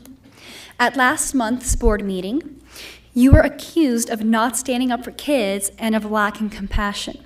This because you included parental consent before a student changes his or her identity. Far from lacking compassion, a parental consent requirement is the most compassionate thing you can do in this situation. Parents are not the enemy here.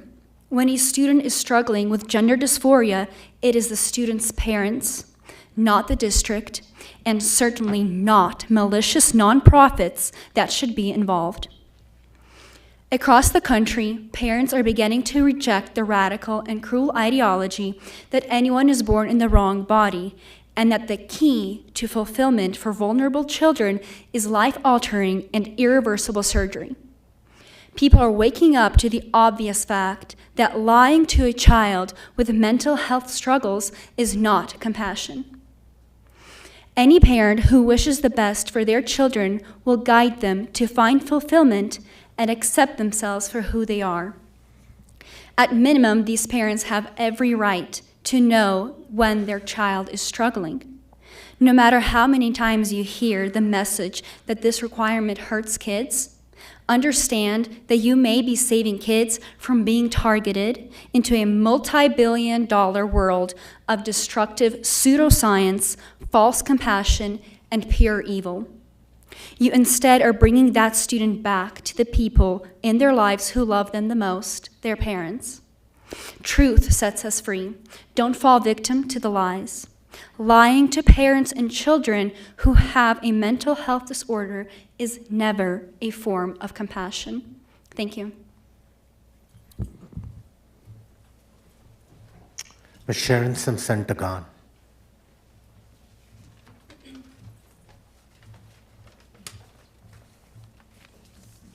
Good evening, Superintendent Gall, Dr. Malpacum, and members of the board. Thank you again for the opportunity to address you. Fine lines exist when you communicate, and it requires people to pay closer attention than tech devices are training us to pay. School boards are supposed to be nonpartisan, transparent, and accountable. How nonpartisan is it when some of your actions, lauded by a very vocal minority, are entirely partisan? When you sit at the same loom as those who are destroying societal fabric thread by thread, systematically, and not making things better for the whole. Issues come to the board, some serious, some manufactured to reflect the dog whistles on the national stage, some innocuous. Regardless, what you're doing is supposed to reflect the constituents who are all within the D11 boundaries. Good boards govern from the overlap of ideas. Are you involving constituents beyond the optics of scheduled meetings? Are you listening? If it's true that you want to make the best decisions, how are you well informed when the preponderance of your input is from a vocal minority rather than from experts, students directly impacted by your actions, union and non-union employees, community members, in a good open study? Which of these statements are we to believe? We want to be the best district and set the bar for others to keep up with us. Or we're just doing what other districts in our area are doing. There's a way to have both and, but by following a partisan playbook, you're proceeding with a hard no to the best. Neither a handbook nor state law offer the legal protections that the vast majority of teachers in District 11 seek in a contract. Nobody wants to go simply through motions and waste time and energy to have something that isn't the best and has zero hope of being such because it's non-binding. You've heard many people tell you that there's a trust issue. They've also told you that they need what they need in order to trust you. Rather than your showing good faith to them and meeting them halfway with a both-and solution, you've thrown up your hands, thrown D11 Union under the bus. That's the D11 Union, which is CSEA, not NEA, claiming that you tried working with them, but you couldn't, and thrown the contract in the garbage, proclaiming that you have to eliminate a contract in order to get things done. Well, parents, grandparents, teachers on the dais, when you hear a kid say, "I tried," let them quit instead of encouraging them to try again for the best. Thank you. Thank you. Mr. Kevin Coughlin.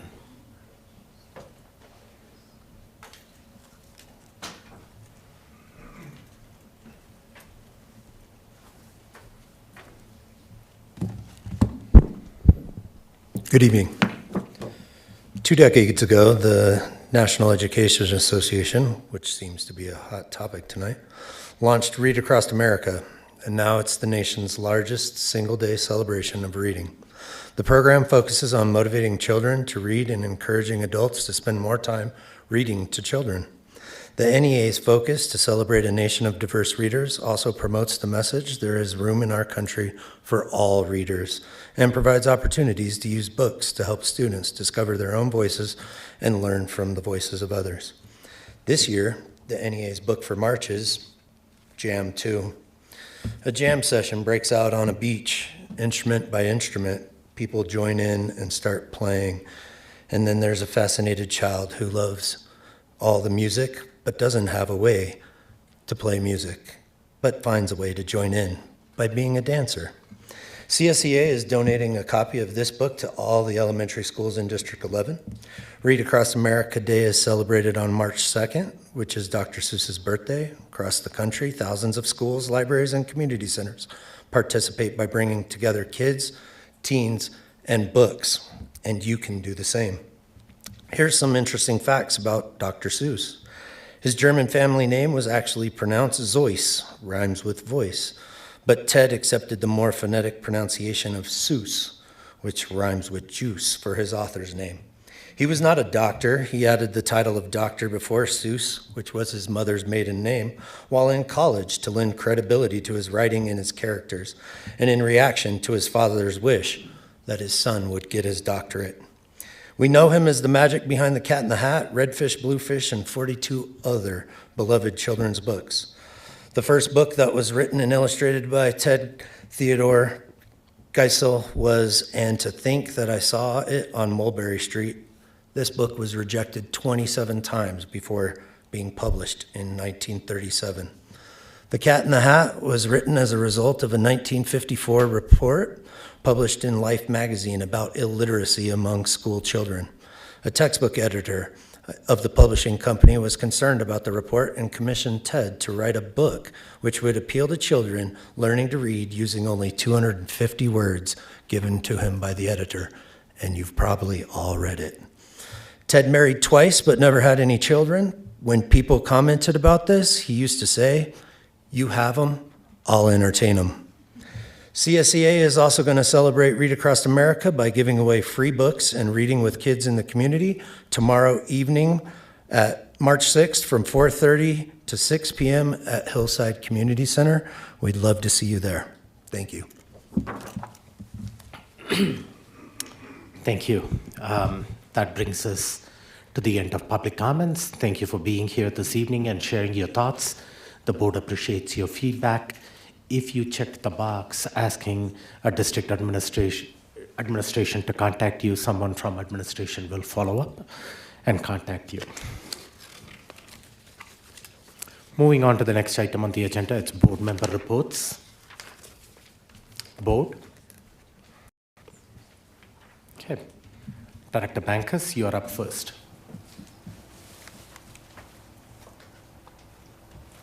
Yes, I am. And I want to thank all of you who do celebrate Read Across America. It's a wonderful time of year. And thank you to all the schools that have invited board members to come and read during that time period, because we all appreciate how important it is to be read to and to have children read back to us. As my children got older and they didn't want me to read and then they didn't particularly want to read, we took out books on plays, and then we just divvied up all the characters in the plays, and then they got to change the sound of their voice. It gave them an idea of how to empathize with the characters that were being represented in that story. I also want to put a plug in for doing board games. We want to make sure that our kids are not only literate, but we want to make sure that they're literate in reading as well as in math.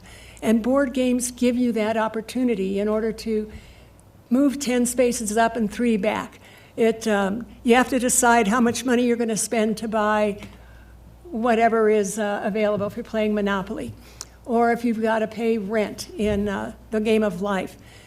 These are fun activities that build memories that kids will remember over time, and you're never too old to sit down on the floor, if you can get back up, on the floor and play these games with kids. So I appreciate Read Across America, and Kevin, I don't remember the year you said it started, but I'm glad it's been around for this long. And again, if you are a teacher that's listening, make sure that you take the opportunity to invite us to be able to participate. I also want to mention that the last listening tour is tomorrow night at Doherty. Director Mel Packham and I will be the facilitators for that meeting, and our purpose of that meeting is we want to hear from the community what you see that's positive and progressing in District 11. We also want to know how it is that we can together make District 11 even better. It's an important opportunity for you, in addition to the emails that you send, and thank you for sending those emails in. Everyone gets a response, and those people who have asked for a meeting get a meeting, at least as far as I know. This is a board that's very willing to meet you, talk with you, and share with you the vision that we have. As I've come to know my fellow directors and our superintendent, all of us come here to do this job with the best intentions in our hearts. Yes, it is about children. Yes, it is about keeping them safe. Yes, it is making sure that there are resources that we can make available to them so that they, with their families, can grow into well-rounded adults who contribute to the city in which we live. And again, I'll go back to Mr. Gall's earlier comment, and that was graduation is not what they have done, but what they are going to do. I think that's a powerful message that we can send to our children. Thank you. Thank you, Director Bankus. Excellent. You came prepared for the evening, and I appreciate you sharing about the last listening session tomorrow at Doherty as well. Director Hafley. You stole my thunder a little bit there. I have on my own notes here that I had wanted to thank everybody who's come out to the listening sessions, the tours that we've been holding recently, and it's good to see the amount of people that are there. And as you, Director Bankus, had mentioned, Thunder Stealer, there's one more left tomorrow evening at Doherty from 5:30 to 6:45. Read Across America. I was at Wilson last week, and I found out that kids at Wilson don't really want to eat green eggs and ham until, that is, they get to the end of the book, when they think maybe trying something new isn't so bad after all. I also learned that many of them had pets, to include their little brothers, and a few of them had what they consider to be zoos in their homes, between dogs and cats and birds and snakes and lizards and turtles and little brothers. So that was a lot of fun, and I want to thank the folks at Wilson for inviting me out and giving me the opportunity to read about green eggs and ham. I'd also like to thank the numerous teachers who have welcomed me into their classrooms recently. It's pretty great seeing y'all in action with your kids. And in particular, I want to put one person on blast, and that's Sherry Podu at Twain Elementary School, and I hope I'm pronouncing that correctly. This is an exceptional teacher. She's phenomenal, and she has such a great rapport with her students. It's not just about her teaching what I saw, her math lesson. It was the rapport that she had with fourth graders, which was really cool. It's also my understanding that Columbia Elementary School is holding performances of Beauty and the Beast at Palmer High School this Friday and Saturday evening. And also good luck to the Doherty girls basketball team. They are playing right now as they make their mark in the state tourney this evening. I believe they're playing Valor Christian, and that's the reigning state champ in girls basketball for 6A. And at the end of the first quarter, they were down by 7, but that's nothing for this Doherty team. So good luck, girls. When I was coaching, we always talked about surviving and advancing. So survive and advance. And I hope they do well. That is the extent of my board report. Thank you. Thank you. You can give us periodic updates as the evening goes along. Hopefully the Doherty students will be successful and win the game. Director Ott. Thank you. More on where you can catch some entertainment. Coronado High School. Well, first I'm going to reflect, Palmer mentioned April 10th, 11th, 12th for their choir concert. No, it was You're a Good Man, Charlie Brown was the play or musical that they were talking about. But also coming up, Coronado has choir and orchestra next week. And also, if you want to have a flashback to your own high school reading, Lord of the Flies is at Mitchell High School next week, the 12th through the 14th. So I'm still debating. That one brings back some memories, but I think I'm going to go see it. And just for fellow board members to know, the CASB, the Colorado Association of School Boards Winter Legislative Conference was last week.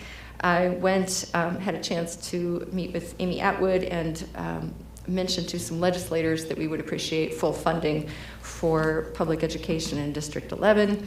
And also there were some sessions that we attended. One of my takeaways was on student safety on buses, and I'll probably send you all a note on that just for your awareness. So that's it for me. Thanks.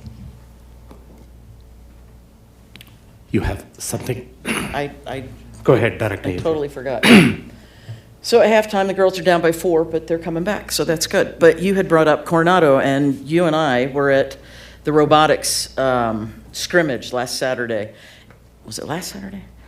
And this is a phenomenal opportunity. I'm not an engineering mind that's not what drives me, but watching these kids build these robots, and this robot had to pick up a cylinder and put this cylinder on a post, and after they put it on the post, then the robot had to pick up a giant ball and then shoot it into a big net.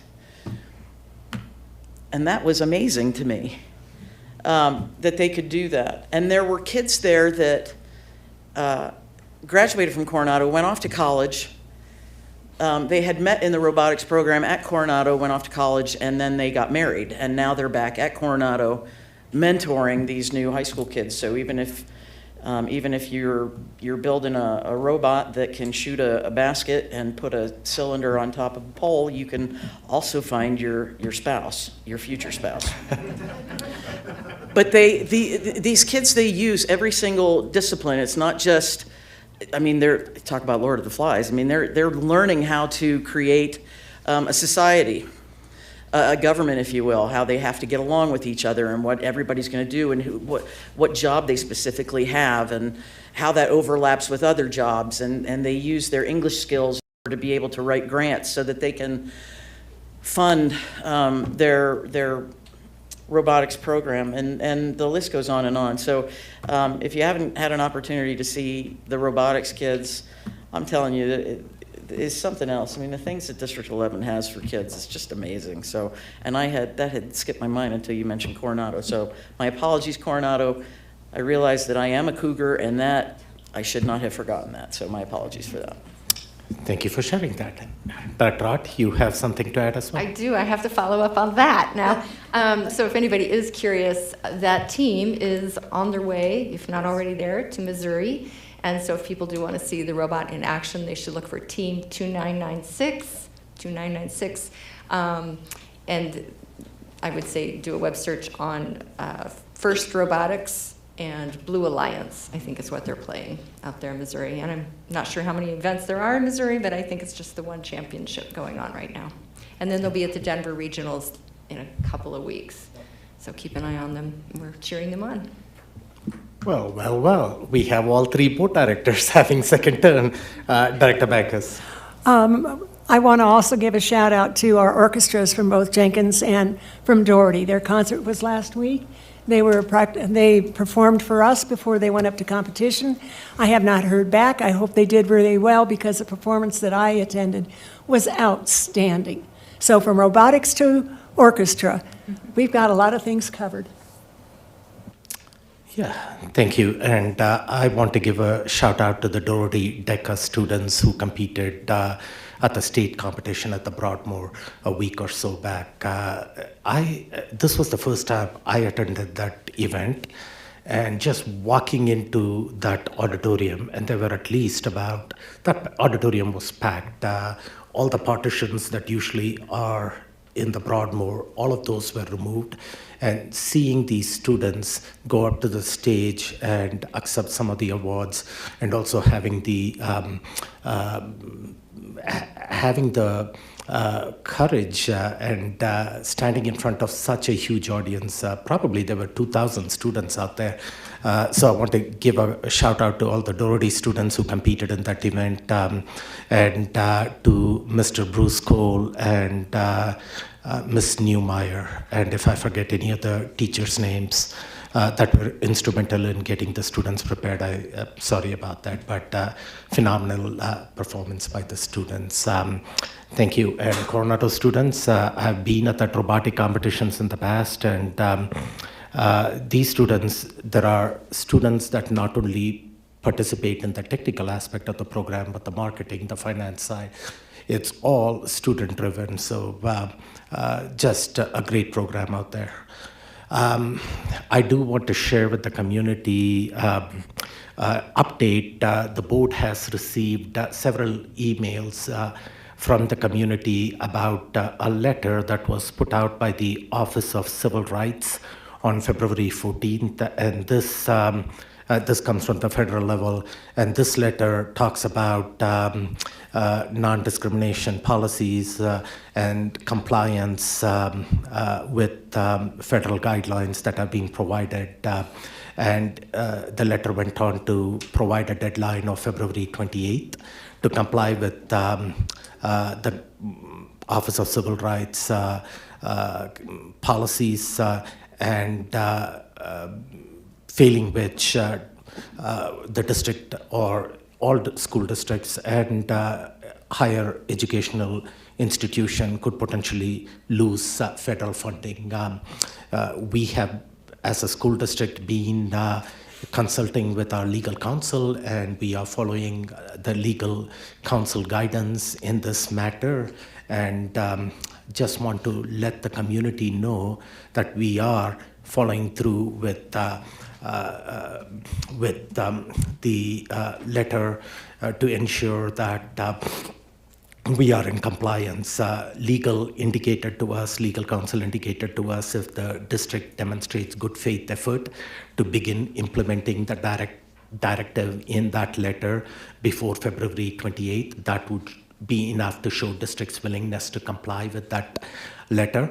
And I informed the board accordingly on February 25th that we will start the process in the March 12th, which is next week, the board retreat. The board will have a discussion about ensuring compliance with the policy. We will have a discussion with the superintendent and listen to his feedback and guidelines and figure out what the next steps are. Just want to keep the community informed of what is happening in that regard. And you will also be informed about future decisions that the board may make in this regard. That's all I have for my board member report. Thank you. Moving on to the consent items, Director Hafley, can you please make the motion to adopt the consent item? Oh, yes, I'm sorry. Ms. Amy Atwood, we have legislative update. Our legislative lobbyist, Ms. Amy Atwood, has been waiting patiently. I apologize for skipping over you. I didn't mean to do that. And I know that you are busy. Looks like you are in the Capitol and having a busy day out there. And I'm sure you guys are in the middle of all the bills that are being presented and the discussions that are taking place regarding that. Thank you for joining us. I know that you sent an update to us late last night, and I forwarded that to the board. Please provide us with the latest update, and then I will open the board up for questions as well. Thank you, Ms. Atwood. Great, thank you. Amy Atwood, contract lobbyist for the district. And you're right, I think my background almost looks like it's a picture. I'm up outside, I'm on the first floor outside of the governor's office because it's a quiet place here. So last night you did, or this morning you received a report, and I just want to highlight some things within that. And the first is that the budget situation doesn't seem to be getting any better. There are many pressures on the budget, not just from K-12, but also from higher education, Medicaid, community provider rates, and state employee compensation. And so there's just a lot of pressure on the budget, and the budget shortfall right now is about $1 billion to $1.3 billion. So every state program is going to get cut this year. The Joint Budget Committee continues to make commitments that they don't want to or plan to cut education, but there is really no way that K-12 education can't be cut when you're over $1 billion down. But they are looking in every single place to cut from. Medicaid and K-12 are the two of the state's budget's most significant portions. So while nobody wants to cut healthcare, Medicaid, or K-12, it'll be impossible not to do that. We also don't know on the federal side what to expect. So pending federal actions could further exacerbate the budget situation, particularly with regard to Medicaid. We don't know. Same with K-12. We're hearing things about the Department of Education, but nothing has come down on that either. So there is a lot of anxiety around those two problems coming from the federal government. And The other thing, the last thing I want to highlight is that this is not just a one-year budget problem. The state has a structural deficit, meaning that expenditures greatly exceed revenue. So we will likely face these similar dynamics in the 26 budget, the 27 budget, and possibly the 28 budget. So we are definitely looking out to a 2 to 3 year budget crunch where programs will continue to be cut. So I want to open it up for questions specifically on the budget. Okay, thank you. Board, any questions specific on the budget? For the community that's watching the forecast, as you heard from Ms. Atwood, it's bleak, but the board, the assurance from the board is that we are going to, as best as possible, still support our teachers. Last year, we committed to investing in instruction and moving our dollars as close to students as possible in the classrooms, and that commitment still continues. It may require tightening our belt a little bit more at the central administrative level, but that's up to Superintendent Gall and Dr. Comfort to provide some options to the board in the next few weeks. Yeah, I would ask Dr. Comfort, because we did it in a work session, but since this is a board meeting, to kind of summarize, although the forecast at the state level is bleak, how we have run those numbers and how we think we are better positioned than most districts for that shortfall that Ms. Atwood has addressed. Dr. Comfort? Yeah, good evening, board. As Ms. Atwood said, the budget forecast is not great. We do feel like we are well positioned. A reason that we feel like we are better positioned than we would be is because we are out of averaging. There's lots of models that the state is running right now, from implementing the new finance formula in a variety of ways and then going to 4-year averaging, 2-year averaging, 3-year averaging, all the way to no averaging. Basically, if the state goes from allowing averaging to no averaging, that's a $180 million cut to K-12 education across the state. If we were still in averaging and we wouldn't have made those adjustments last year, it would be about a $4 million reduction for us. And so we're better positioned for that. Obviously, it doesn't appear that we're going to get a lot of new money. We have been preparing for that and are ready to make the decisions and adjustments that we need to ensure that we are still realizing the board priorities of focused compensation and supporting our teachers in schools. Thank you. I don't see any, Director Nelson. I just wanted to give credit where credit is due. It was mentioned at that work session regarding the foresight to shift our district towards more of that portfolio of bringing in charters, and that's what has helped us to come out of our averaging, and that we were guided largely by Glenn Gustafson, who was supporting us at that time as we were in between our chief finance officer positions. And so just wanted to thank him publicly for the support and the models that he built out. I went back on board docs and was looking at those back in the fall of 2022, and just how we were able to sort of anticipate what would the impact to the district finances be at that time, but that in the long term it would potentially make sense because there had been talk of coming out of declining enrollment averaging for many years at the legislative level. So just thank you, Glenn, for your support in when you were serving in that capacity at that time.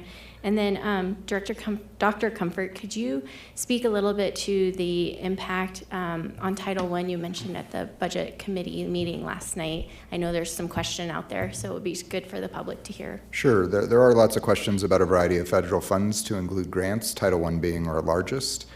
We did receive communication yesterday from CDE that we do not expect, there's not an expectation that Title I will be significantly reduced. We might see some level of cut, but we do envision that we'll be able to continue with our Title I program at this point in time. Thanks. And for those that are listening, that is our free and reduced lunch population is higher in District 11 than surrounding districts, so we see more of that funding through that source. So good to hear that won't be impacted. Thanks. Thank you. Director Bankus. Okay. Hang on a minute. Amy, I have a question for you. Talking about Title I brings up federal funds for special education.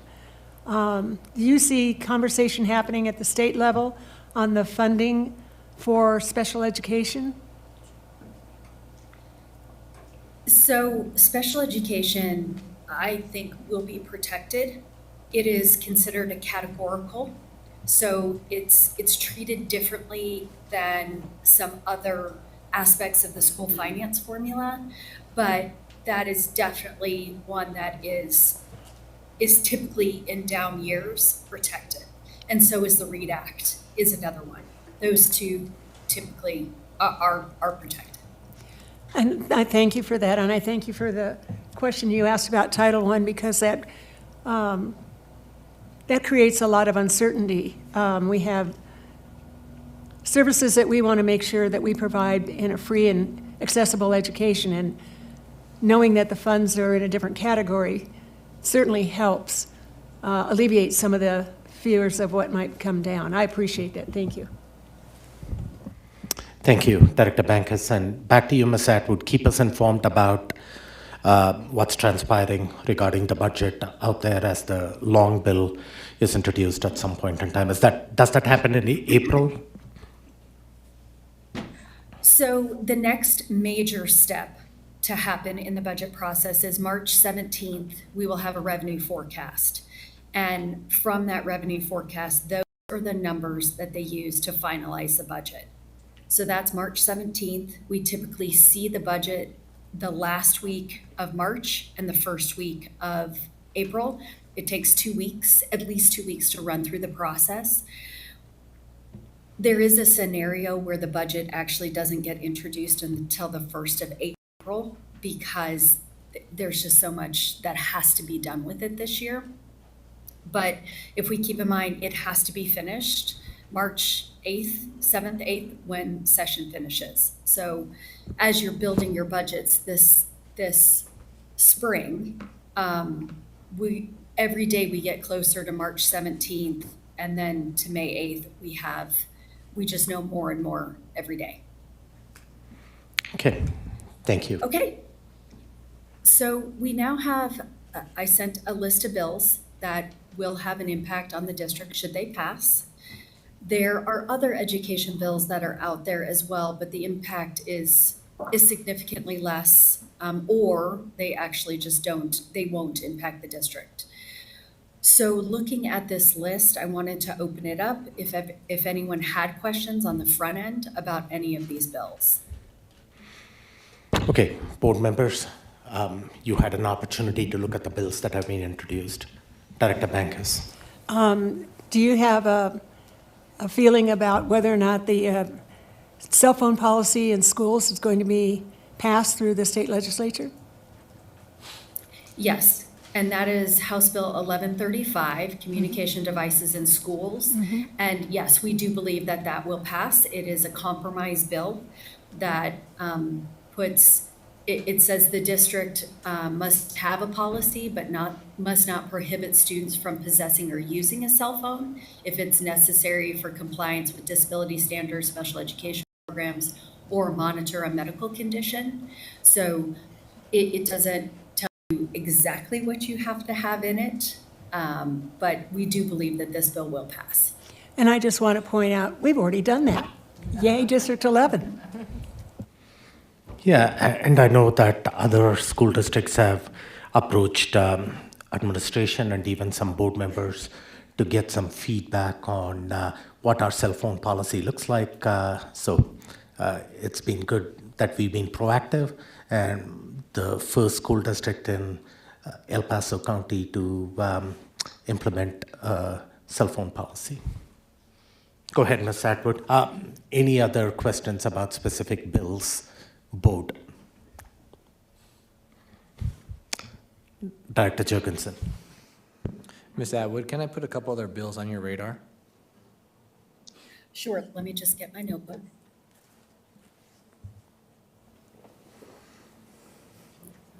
Okay, go ahead. They're both House bills, and it's 1251 and 1253. And 1251 has to do with parental consent to treat a minor, so protecting minors from treatments that the parents wouldn't agree with or that they would have consent to.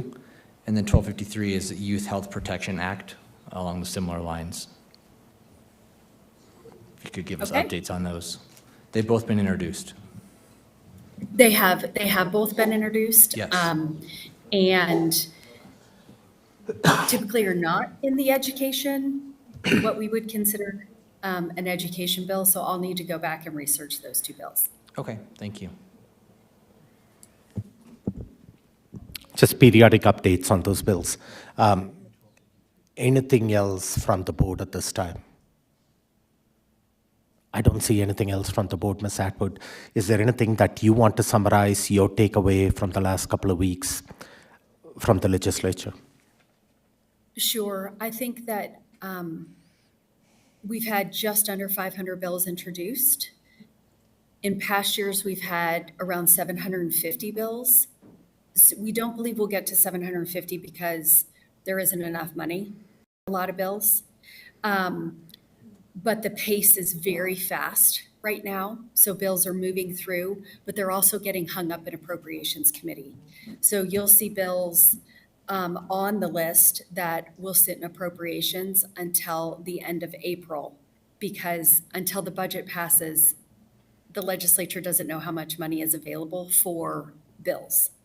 So as you see the list and the list evolve over time, that's why it looks like bills are being parked in appropriations, and they really are being parked in appropriations. I wanted to bring to your attention one more bill that's on the list. It's 1278. It's the Education Accountability System Bill. This is the bill that came from the task force that met for the last 2 years. And there are 30 recommendations in this bill. It's a very expensive bill. So it will not pass in its current form, but there are negotiations on what could pass. D11 staff has reviewed the bill and provided feedback. So I just wanted to continue to keep you updated with that one, because we've tracked that bill and that committee all along the last 9 months. Okay, thank you. Appreciate it. Seeing no other questions from the board, thank you for stopping in and providing us an update, and keep us a couple of weeks from now. We will see you again possibly. And then in the meantime, if anything is of an urgent nature, to reach us and Superintendent Gall as well, to keep us updated on what's transpiring out there. Thank you. Thank you.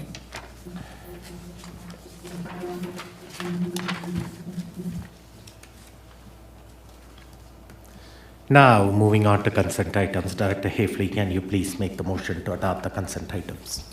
Sure, thank you. I move that the Board of Education adopts all consent items as designated in the agenda. The consent items are D2, approval of February 5th, 2025 regular meeting. D3, approval of February 12th, 2025 special meeting minutes. 4, approval of February 19th, 2025 special meeting minutes. D5, personnel recommendations, March 5th, 2025. D6, resolution 2025-19, visual and performing arts in schools month. D7, resolution 2025-20, read across America. D8, resolution 2025-21, women's history month. D9, policy and regulation, LBD, relations with district charter school.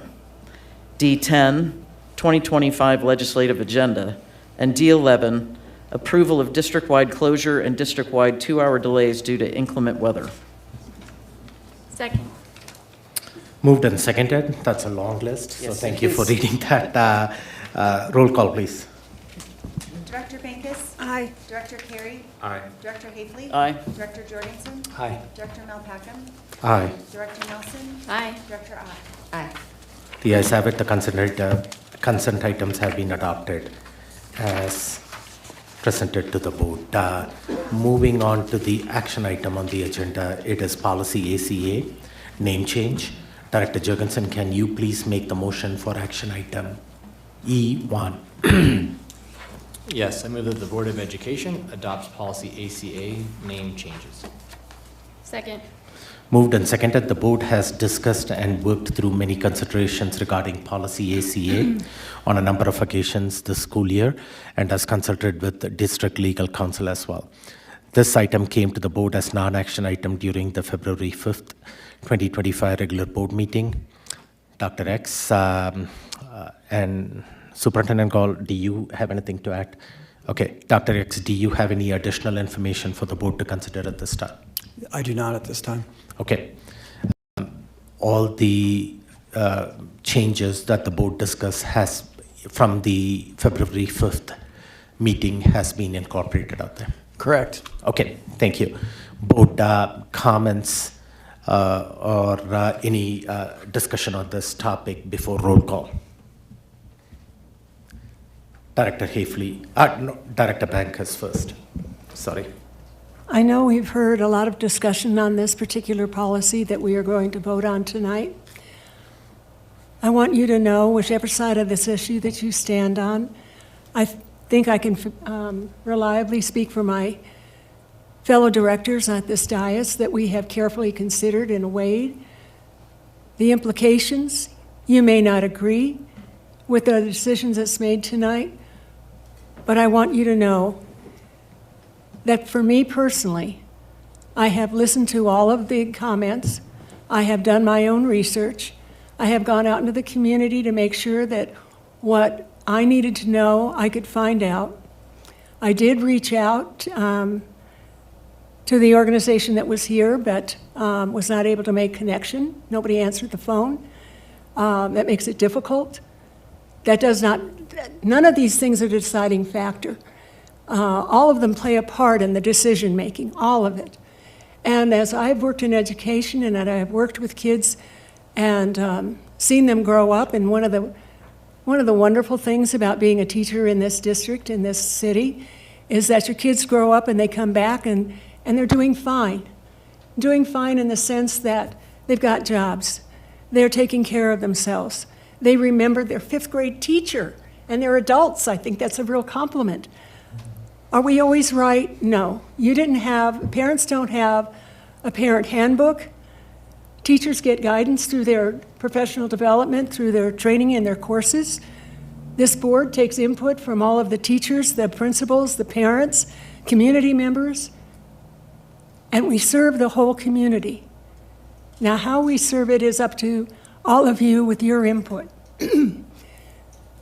We may agree, we may not agree, but the whole thing that boils down to is what is it that we want to do for our kids? And for me personally, I want to give them structure. And in my opinion, the structure comes with making sure that school, sports, church, if they go, community members, friends down the street, and parents are all interconnected.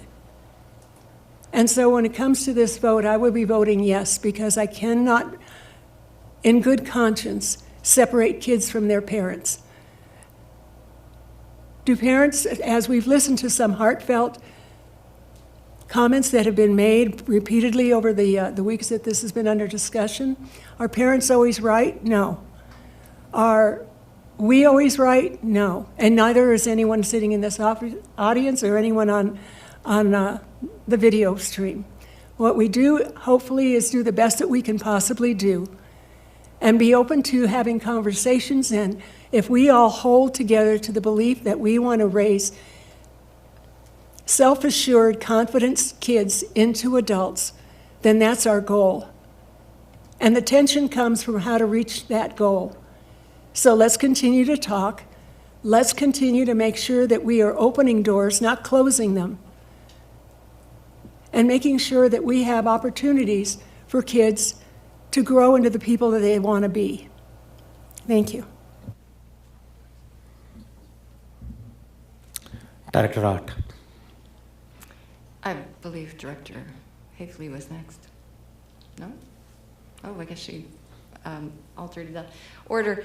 So I was curious if there was any interest, given again what we heard tonight, and given the data that has been presented to us over and over in emails, if there is any interest from the board in changing the word consent to notification. Board Director Art is proposing possibly considering a revision of the board policy that's currently stating parental consent to parental notification. By show of thumbs, is there any interest in changing to parental notification and not parental consent? I don't see any thumbs up. All right, thank you. Then I do have a little bit more to say. I want to recognize, we've noted before that it takes some bravery to step up and speak here at the dais, but especially I want to recognize Devin and Taylor and say thank you for speaking out for those who may not have felt comfortable coming because they are still living a life that they don't, or a personage that they don't identify with, because they have not been accepted in their family, and they don't feel comfortable coming out. We live in certainly a culture and a political situation right now where it has got to be incredibly uncomfortable, at least I would think so, being recognized for just who you are. And I'm going to note that our community has spoken against the policy as is. We have received many, many emails, over 50 emails, and we haven't had that many emails in a long time on one subject. And people are trying to tell us that they do not like this policy as is with parental consent, and some have the parental notification concern as well. We've heard from students, parents, former students, teachers, and again, many, many community members, and I appreciate that you've all taken the time to email us or speak to us. While we all agree, I think that parents have rights, I believe that as individuals, children also have rights, and they should be respected. Their dignity is at issue here for me. Children should be acknowledged. They should have a safe and affirming environment in our schools, and we want them to learn about themselves. That's part of what we're doing here with education and social emotional learning. And I know some people are going to say, oh, social emotional learning, it's terrible. No, it's not. It's being able to speak up for yourself, advocate for yourself, and get along with people, and recognizing that we do have differences. And we want that in our society, I believe, and we want that for our children. So if a student comes to a staff person and requests that, or just tells us that they want to go by a different name, that is allowed by law, that is now required by law. We don't require parental consent for nicknames. We're not going to start, I'm guessing. So a name that reflects a child's identity, again, is allowed by law, should be allowed without consent. The policy, as it's written, sets up a barrier.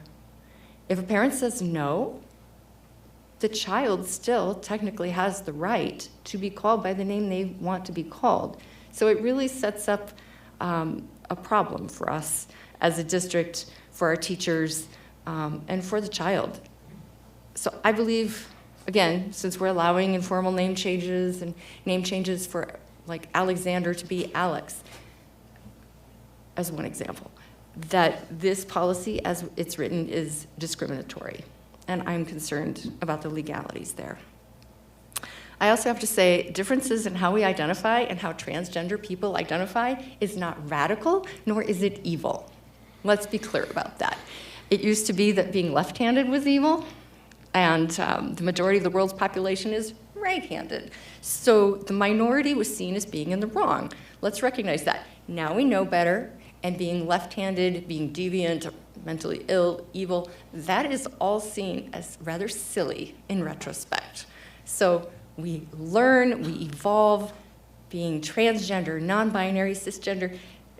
It's easy being in the minority, but it doesn't make it wrong or evil to be, sorry, it's easy to be in the majority, but it doesn't make it wrong or evil to be in the minority. So I think we all have to be a little more accepting of that. And again, in this culture and in this political climate, we should be allies to our transgender children and those who are also non-binary. That is, if we want our students to be in welcoming and inclusive schools. And that has always been one of my goals and why I am here. And this policy does not promote welcoming, inclusive, safe, or affirming schools. And so I will be voting no, because I am not going to contribute to the oppression of our transgender children, and I want them to feel supported and loved, and this policy isn't it. Thanks. Thank you, Director Art. Just so the community is aware, and I'm coming to you, Director Hafley, next. I see you want to speak.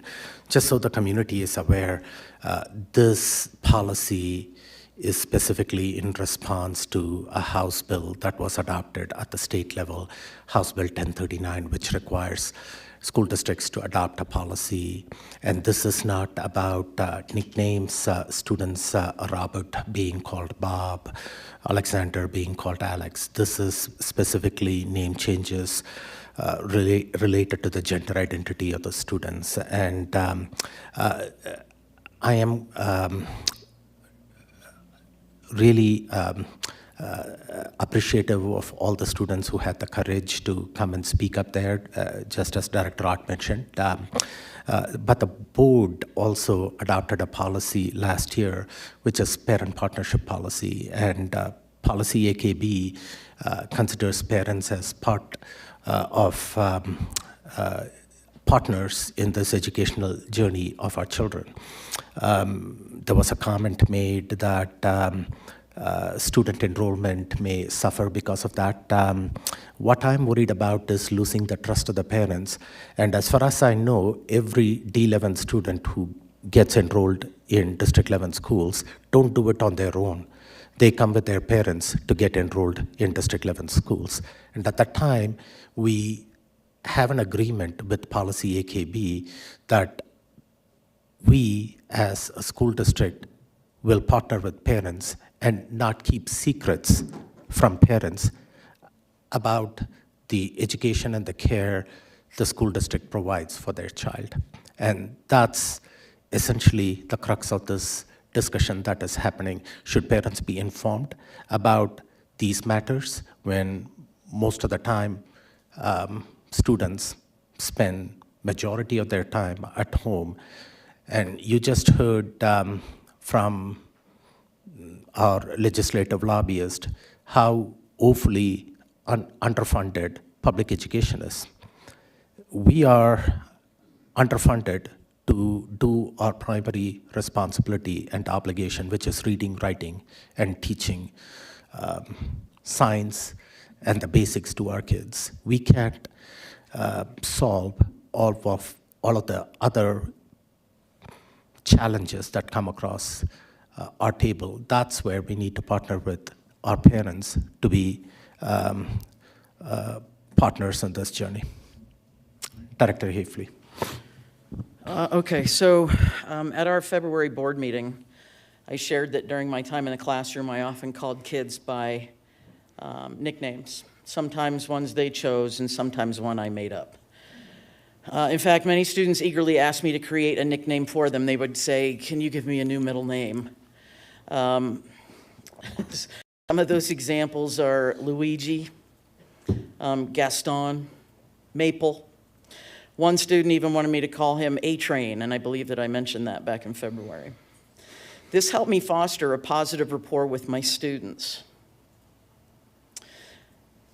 So to be clear, if a student wants to be called Applesauce, I'll call him Applesauce. I'll call her Applesauce. But this policy is about nicknames, as you mentioned, or calling Alexander by Alex, with all due respect.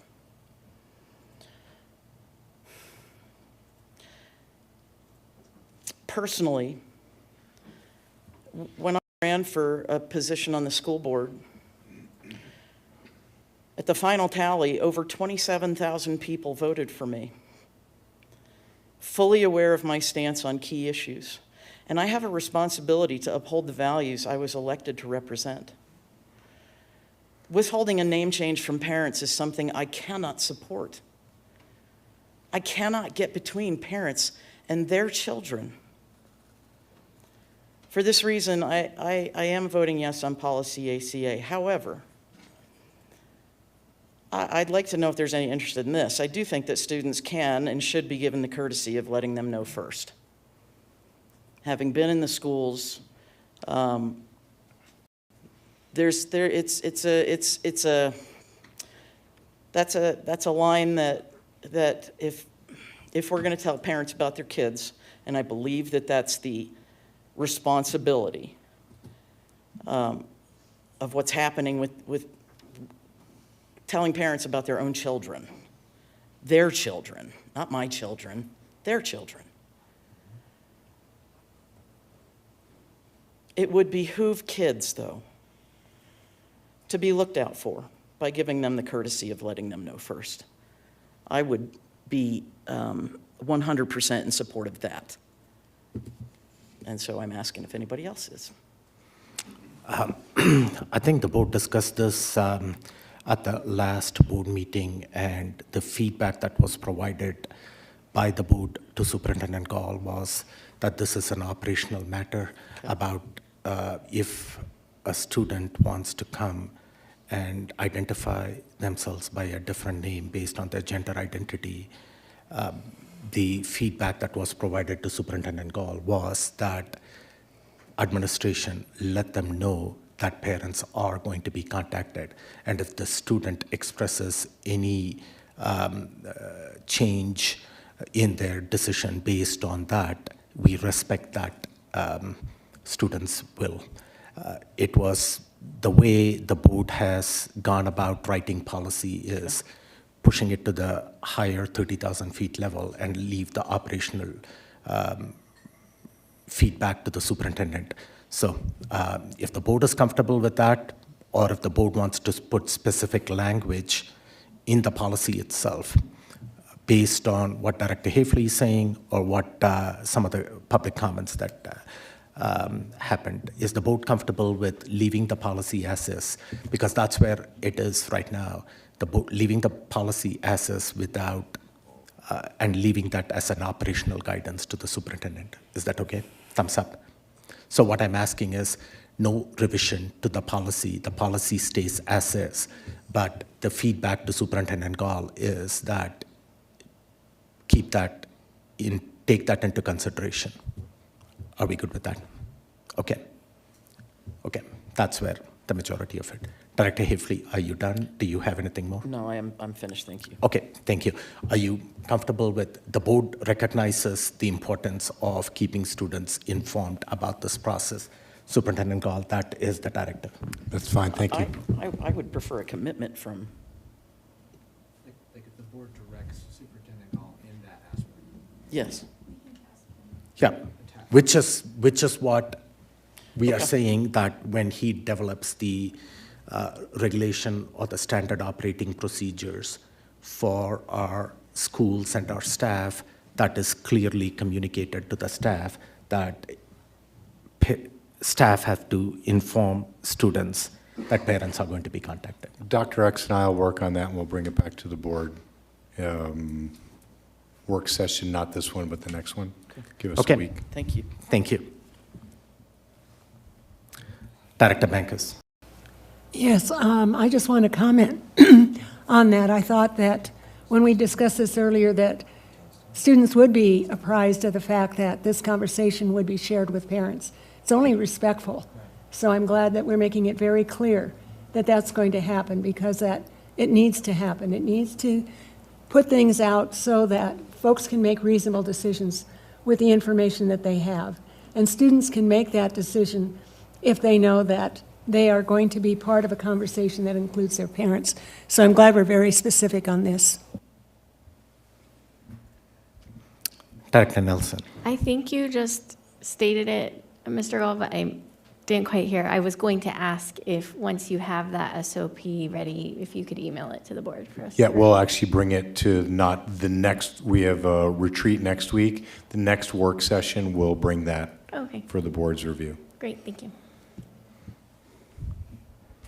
Director Jurgensen. Oh, okay. Yeah, just to speak to Director Ott's points, and these were emails that we got that said, well, this is discriminatory. And I just needed to remind folks, and I reminded people in the email, that policy ACA is written exclusively to comply with a House bill that's forcing our hand to make a policy.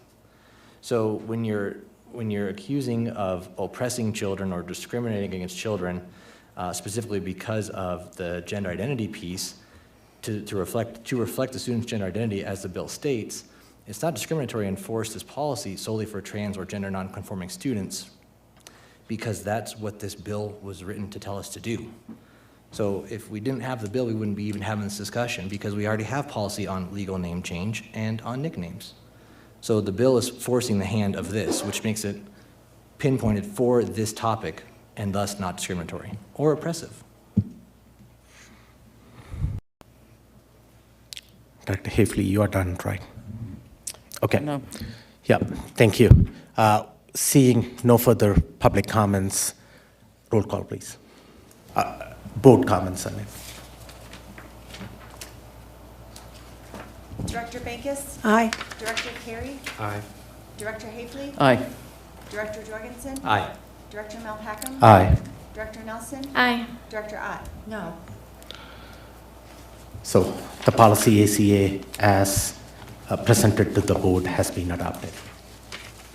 Moving on to the non-action item that is on the agenda, we have Doherty High School Science Wing naming. This is new information, Superintendent Gall. Yeah, Chief Ottmer, Area Superintendent Joyner, and our two staff members from Doherty, please come forward. You're on. We are in front of you this evening because of a proposal to rename the current Doherty Science Wing after Steve Giuliotti, a beloved D11 science teacher for 31 years. Mr. Giuliotti left an incredible mark on Mitchell and Doherty High School students. He was a master teacher of AP Biology and AP Anatomy. He inspired countless students to pursue science careers as well. His passion for hands-on learning was exemplified by his creation of the Field Studies program, providing transformative outdoor educational experiences. And his dedication extended beyond the classroom, continuing to mentor students after retirement.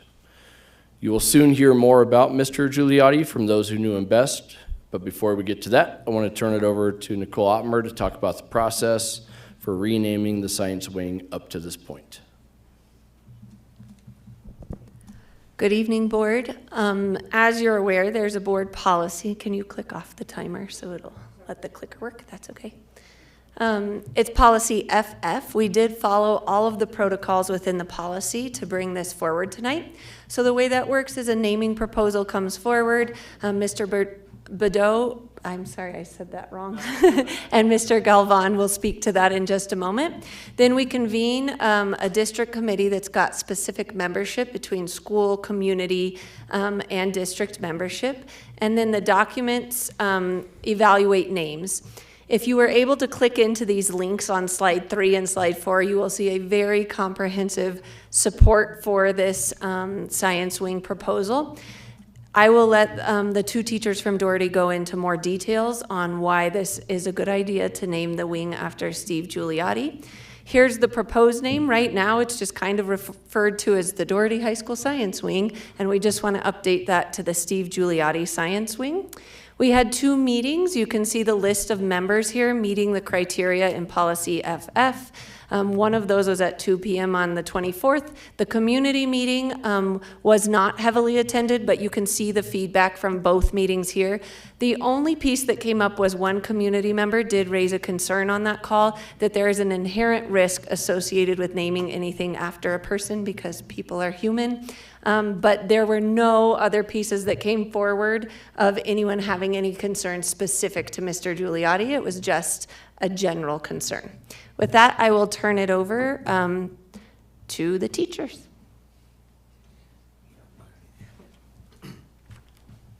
How's it going? I'm Josh Galvan, teacher at Doherty High School. We're here to talk today. I'm going to read something and then we'll kind of give you a little bit of background on who Steve Gigliotti was and hopefully move forward with this proposal. So I just wrote down, we were gathered here today to discuss an opportunity to honor a man whose impact on Doherty High School, its students, and its educators is immeasurable. To honor a man who shaped not only the minds of his students, but the very heart of Doherty High School's science education. A man who spent 31 years inspiring futures and igniting a passion for science in all who had the privilege of learning from him. That man is Steve Gigliotti, and it is only fitting that we name the Doherty Science Wing in his honor. For 31 years, including 29 at Doherty, Mr. Gigliotti dedicated himself to teaching biology, anatomy, astronomy, and geology in District 11. But he did far more than teach facts and formulas. He sparked curiosity, encouraged discovery, and set a high standard for learning. His creativity in the classroom made science come alive, transforming complex subjects into exciting challenges that inspired students to think critically and explore the world around them. Yet his impact extended beyond the walls of Doherty. In 1990, Mr. Gigliotti founded the Doherty Science Field Studies program, a hands-on, immersive learning experience that became an extension of his classroom. Through this program, students didn't just read about science, they lived it.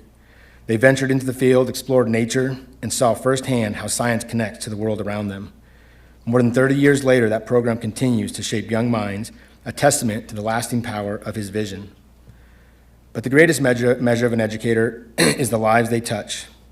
There are over 200 letters that we attach to our proposal from former students dating back from 1988 all the way to current students at Doherty High School now that had the opportunity to go on field studies with Mr. Gigliotti as late as in 2023, who speak of the lifelong impact Mr. Gigliotti had on them. Students who pursued careers in science because of his guidance, students who learned to love learning because of his passion. He didn't just prepare students for tests, he prepared them for life. And it wasn't just students who benefited from his presence. His colleagues saw him as a leader, a mentor, a source of inspiration. He challenged them to be better educators, to reach higher, and to never lose sight of why they chose to teach in the first place. For all these reasons, for his dedication, his innovation, his passion, and his profound influence on generations of students and teachers, we have the opportunity to cement his legacy in the very place where he made his mark. By naming the Science Wing after Steve Gigliotti, we ensure that the contributions are never forgotten, that his name stands as a symbol of excellence, and that future students walk these halls knowing they are part of something greater, a tradition of learning, exploration, and inspiration. Let's honor a true educator, a mentor, and a visionary. Let's name the Science Wing after Steve Gigliotti. So we brought this proposal forward with the help of Darren and Julie, myself and Mr. Bedot did, because just as you heard, the immense impact that Steve Gigliotti had on our Doherty community. We tried to make sure, or we did follow all protocol as established in the board revisions and notes and everything. And we just know the impact that Steve had on so many people. So I hope you consider this as you make your decision on this proposal, and we'll respect obviously whatever decision you make. I'll turn it over to Taylor and he'll speak next.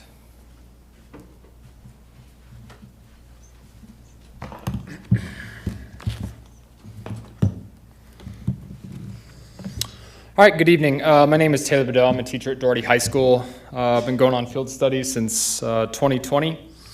When I was thinking about what to say to y'all tonight, I had a hard time thinking about what to say. It's hard to encapsulate 30 years of public service, you know, those of us that do it day in and out, you know, in the classroom or outside. But man, 30 years in the classroom is a hard thing to encapsulate into, what do I got, 13 minutes and 15 seconds, and I won't take that long, I promise. But I'd like to just share with you just a short story about Steve's mentorship to me specifically, and I'll kind of tie it all in at the end. But the very first trip I ever went on was a 84-mile river trip down Desolation Canyon. We take 20 students down the Green River. It's a beautiful trip. You get done with school, you put your finals in the grade book, you go out of cell service, you don't even get the angry email from the kid who thinks that their D should be a C. It's really beautiful, honestly. But on that first trip, I'd never rowed a boat before, and on that first trip, Steve let me row his boat, and I was pretty new. I don't know if any of you guys have ever rowed a boat before, but it's not the easiest thing in the world. You got to figure out ferry angles and all sorts of stuff and recognize dangerous hydraulics, and that can be kind of tricky. As such, by the way, I would like to note that I was considered the trash boat on my first trip. I had 0 students on my boat, which was wise, because I was the rookie. But what I think really encapsulates who Steve Giuliotti was is on that trip, again, he didn't know me, he'd never met me before, he handed me his boat, took me under his wing, and at night, he'd call me over to his chair, and he'd draw in the sand, like the river, and then we'd use rocks and more rocks and twigs and anything else we had on hand, and we'd draw out little hydraulics, and we'd pretend like the rock was the boat, and he'd talk to me about, like I said, ferry angles, dangerous hydraulics, cutting eddies, all the various river jargon that I knew nothing about at the time and I'm still learning more about to this day. But my point in all of that is that Steve Giuliotti invested in me, and furthermore, this is not about me. Like, my story is not unique. Like Mr. Galvan said, like, we have 211 pages of letters. If I died tomorrow, I wouldn't get 2. And one of those would probably be from my wife, maybe. But my point is just that Steve invested in so many people, and he invested in colleagues, he invested in students, he invested in this community, and that is why he's deserving of having the science wing named after him. Like, rest assured, this is not a slippery slope argument. Steve Giuliotti was unique in his impact. There is not another like him, and there will probably never be another like him. Mr. Galvan and I stand on the shoulders of giants. I'm stealing that line from Einstein. But we stand on Steve's shoulders, and we continue to impact kids because of Steve and because of the program he started in 1990. So, quite frankly, this is a no-brainer. I understand you have to deliberate. We should name the Doherty Science Wing the Steve Giuliotti Doherty Science Wing. Thank you. Thank you. One more thing to note is that Steve's family is very much in support of this. And at this time, we'll field any questions that you have. Yeah, and I appreciate both of you being here as well to provide your feedback and personal experiences with Mr. Giuliotti, and I think Director Jurgensen was a student of his, so I'm sure he's going to talk. Truly appreciate your comments about standing in the shoulders of giants, and teachers make such a big difference, and good quality teachers are hard to come by sometimes, and he went out of the way. And I was at his funeral service. Several other board directors were there as well. And you could see the same presence out there with so many people coming from even far-off places to pay homage to his service. And Mr. Badeau, I hope you don't have to die tomorrow. So, Director Jurgensen. I'm one of those people in that stack of papers there, by the way. As a Doherty grad of 2003 and one who went to Moab that year, I can honestly say with all sincerity that I would not be on this dais or would have been a science teacher if it wasn't for Steve Giuliotti. It was that man who guided me into education. And so everything you've heard about him tonight is true. If you asked any one of those people and you called any one of them, they would say the same thing. So I'm in 100% support of this happening as quickly as possible. Okay, any other board member comments at this time?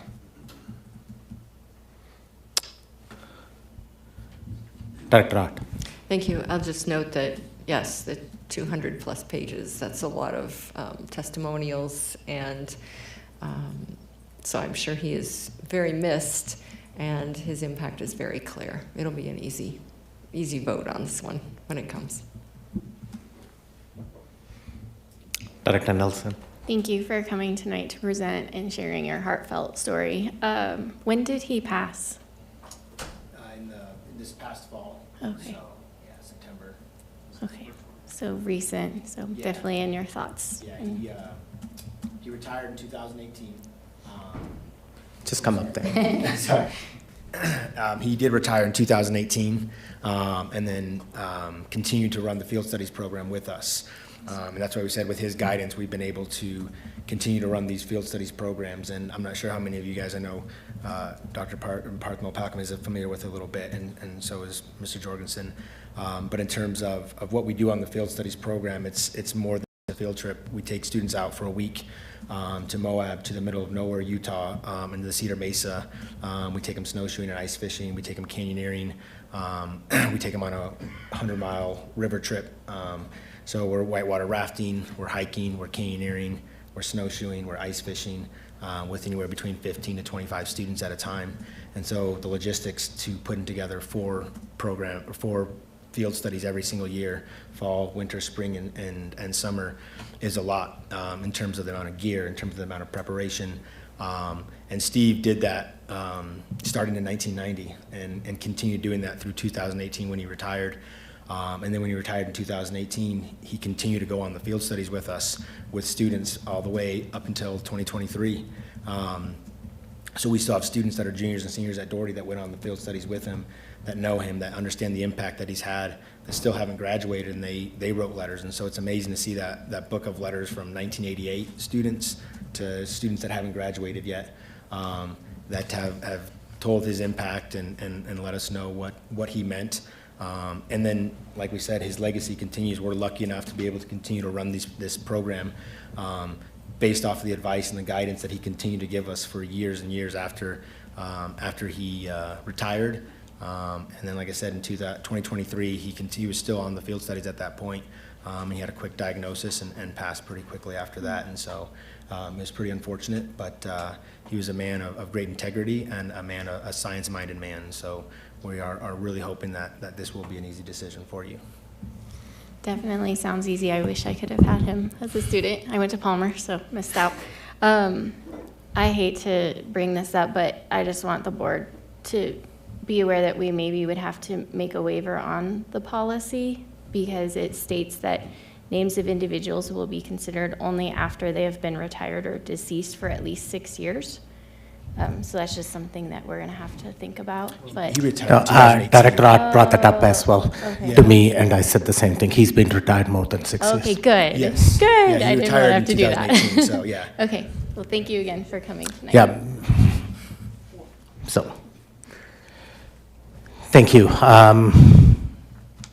Is it something that has to come to action, or can it go to consent? It can go to consent. Okay. Director Art. I think it would be more meaningful if we did it as action. Yeah, and I was going to say the same thing. Yay. Okay, you read my mind. So if the board is comfortable with it, I would prefer it coming as action. If his family wants to be there at that point in time, they can be, and any of his colleagues as well, be there to make a comment or statement at that point in time. Thank you for coming and making this presentation. Keep us informed about how this is going to be implemented, if there is going to be a formal ceremony to celebrate that naming of that wing. Keep the board informed so we can attend. Okay, but that is contingent on the board adopting this in the next. But you heard the board comments. This is a no-brainer. So thank you, sir.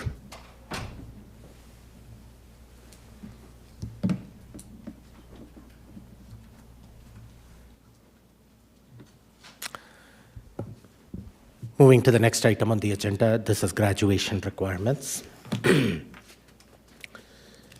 The board received and reviewed this information during the February 12th work session. Superintendent Gall, any additional information to the board at this time? We do not. Okay. Board, is there anything that you want to discuss at this time? Director Art. Thank you. I would like for us to reconsider the economic and personal finance option, the two classes as being optional, one or the other. I think we should stick with the economic class, economics, as being a required class. I think it would set our students up better for their futures and a better understanding of the way the world works. beyond just balancing your checkbook and those other fabulous personal financial literacy skills. Okay, so right now, it's either economics or financial literacy. Is that what you're saying? And you would like that to be economics and financial literacy? You know, we have a lot of financial literacy built into standards over the years anyway. So I would support either just economics or, if we must, both.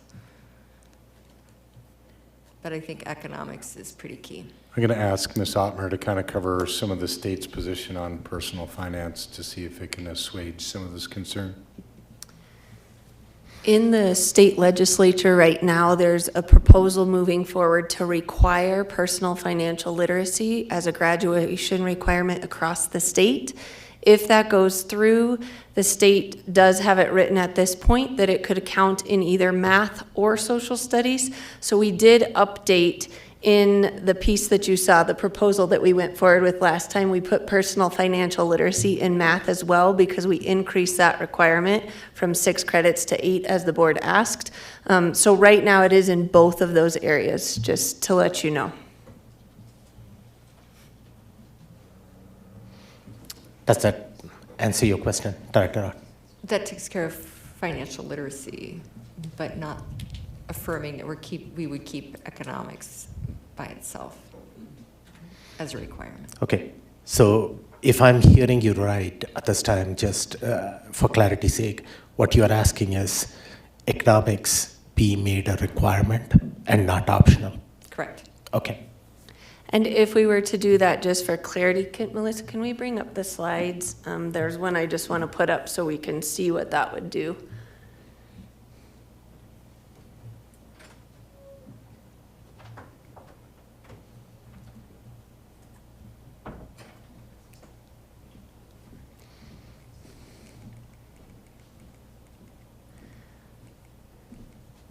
So you'll remember that the premise of this proposal was to bring more credits into that right-hand column that you see where there's 15 credits to make sure that things like peak experiences that you heard about tonight, that students have places in their credits and their course selections where they can dig in deeply to their personal interests, do that through apprenticeships, internships, and deeper experiences, including peak experiences. If we were to add that requirement, we would just want to make sure, is it going to change the number of credits in each of those columns? Meaning, would we go from 35 and adjust the 15? Or would we eliminate personal financial literacy out of the social studies bucket and have it only count in math so that it wouldn't change any of the credit numbers? Would be a consideration. Because if you add economics as another requirement, you're going to change those numbers potentially. We're currently expecting 6, correct? Correct. And there are, U.S. history is 1, 2, economics could be 3, government 4, world history is 5, personal finance could be 6, and we could have all of those. But I realize that there are other Takes social away, studies yeah. Then it takes away choice a bit. Mm-hmm. Mm-hmm. Where else would they be learning about economics if not in this class? So I think when we look at that empowered citizen bucket, we have named some specific courses, but I think one of the things that the task force really emphasized was this idea of meeting the Colorado academic standards. So you have economic standards that you would still have to meet. It would just give you flexibility in how you offer those in a course. So that's where the flexibility comes in. So a unit of study within another course rather than a standalone course on economics, because we'd still be required to meet those standards. How do we guarantee then that the student is taking that if they are, like one of my kids, just a history buff and that's all they want?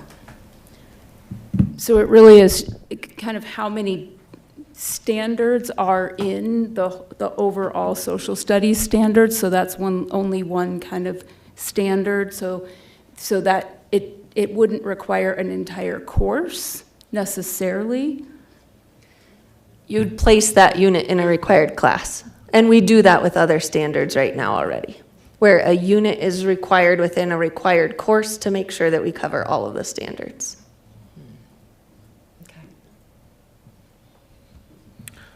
So, The commitment the administration has made to the board on this large of a change is to really take this next year and measure each student and the choices that they're making for us to see if there are gaps. We're certainly not seeking to create gaps in what we would consider core, but what we were trying to solve was a lack of engagement in students in either their graduate profile or in the pursuit of the value proposition of school itself.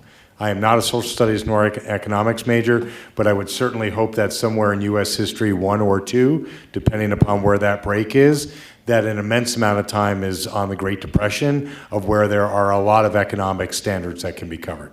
I believe that what we're trying to do is get away from this stacking of math 1, 2, 3, and 4, social studies 1, 2, 3, and 4, English 1, 2, 3, and 4, and then yet still have graduates who are unclear of how those foundational skills are built to translate into either their interest or their opportunity. So we do present this with the request of, I want to be cognizant of not going down the slippery slope of if we add now one in economics, then the next time we will add in one more for the next question or the next question, and then we'll be back in a space where our AP students don't get an opportunity to explore things outside of an AP structure.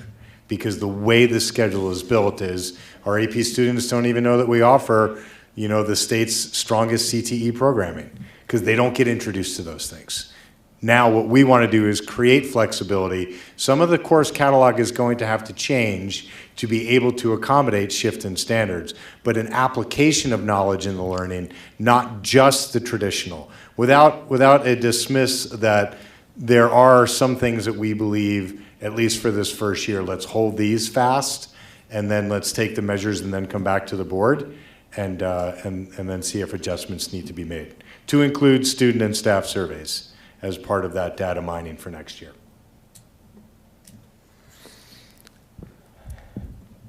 You have a response? I'll sit tight and think about that some more. Okay, Thanks. thank you.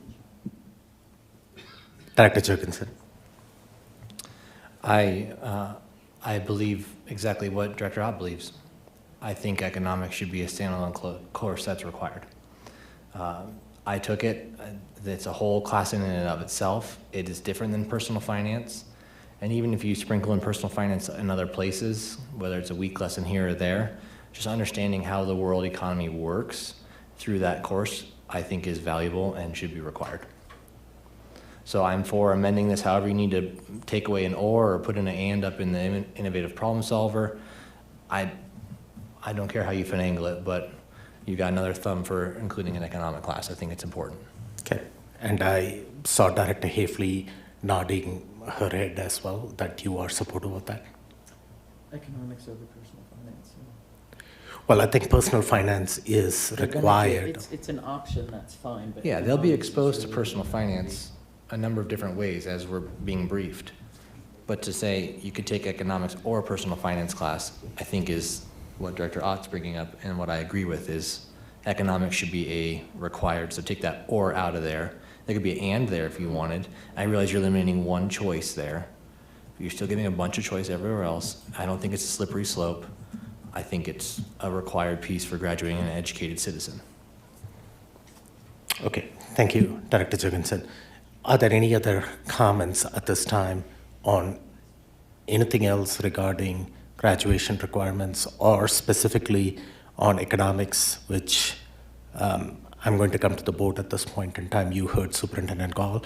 There are other board members who had strong opinions about this, and ultimately this approving the graduation requirement falls on the board. Anybody else that want to talk about what I see 3 board members at least expressing a desire to make the economics class a requirement. And Director Bankus is shaking her head in approval as well. Okay, well, I've got the will of the board, so. we'll rework this proposal and bring it back then. Okay, yeah, and this will come as action at the next board meeting. Okay. Yeah, it's non-action. Can I ask just for clarity, is there any other areas that the board wants addressed? Because we're nearing the place where we need to be ready for next year.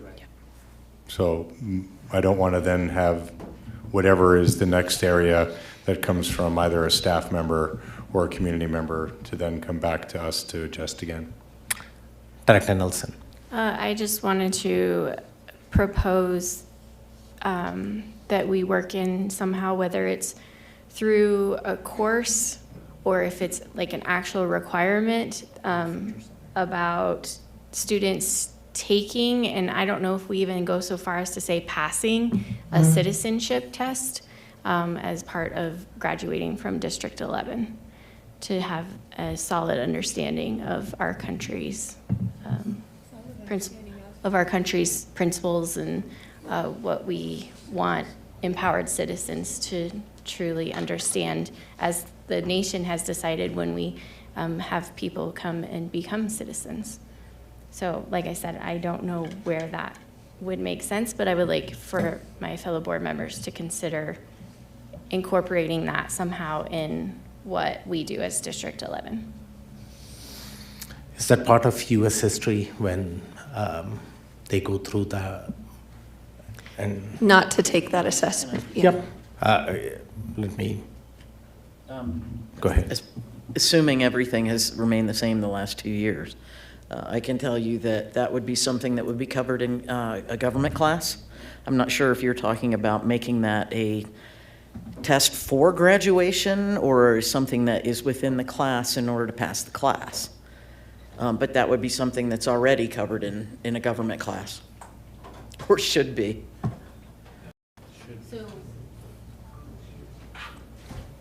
So you're saying that's already part of what we're doing in District 11, is that all students... It's part of the curriculum for a government class. ...go through like that test that... I don't know if the classes actually take a citizenship test, but it's certainly something that is taught upon. And that it might be something that is tested on as a part of a chapter test or a unit test or even a semester final common assessment. But I mean, some teachers might give it as a standalone test. But that would be something that would be left up to them to do. I mean, for example, you have a curriculum you have to follow. How you teach it is up to you.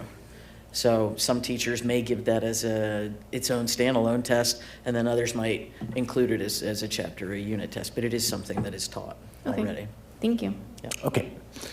Thank you. And you heard Superintendent Gall. I'm assuming at this point in time, all the revisions that the board requested has been communicated to admin, and nothing is going to change between now and the next time this comes up, so that they are adequately prepared as well. Okay, I don't see anything else, Superintendent Gall. Thank you. Moving on to the next action item, next non-action item on the agenda, which is mill levy override MLO amendment. Again, new information, Superintendent Gall. Yeah, Dr. Comfort and Mr. X. Good evening again, Board. I'm joined by our mill levy override oversight committee chair, Mr. Chip X. He'll be here to answer any questions that you may have. We are bringing a plan amendment to you tonight where we want to allocate some existing non-recurring money. The MLO has its own contingency fund, and so we want to allocate part of that contingency fund to two pieces. One being, if you remember, in the mid-year budget, we did bring a $3.5 million ask for elementary ELA curriculum. And so this $1.5 million is for the secondary ELA curriculum. I'm not, again, naming any specific curriculum because that still has to go through a process, but this is to fund the RFP to allow us to purchase a curriculum. And then the second ask that you see is $100,000. That is required in the MLO that we do a 3-year triennial review of the MLO. And so that is due this year. And so we want to accomplish that this spring and would like to use some of our non-recurring money to fund it. And that's what I have. Does Mr. X want to talk about anything that transpired in the committee? Sure. First of all, thank you for keeping me up past my bedtime. And Dr. X actually had Mr. Giuliotti as a teacher at Mitchell High School. I can. I'm still not awake, I guess. Now, as you know, the mill levy there's 2 mill levies, and the total is around $70 million. So regardless of what the state does with the budget, that $70 million comes in every year. And our job is basically to be your eyes and ears on how that money is spent, and along with the district treasurer, board treasurer, Lauren Nelson, we meet once a month and we go over the plans. Now, what's nice about this is that money, that $1.5 million, goes into another plan that's still within the mill levy. So we will be requiring them to produce to us to make sure the money is being spent correctly for you, right? For that $1.5 million. And then the $100,000 for the review, the audit that's done every 3 years I can remember being on one of the first ones when it was just the 2000 mill levy. So that's what we do, and we're here at your request and at your approval. And we ask that you consider finding some of your friends that might be interested in joining our committee. And if so, we'd love to have them. And that's about what I have. I've been involved with the district since he was in high school.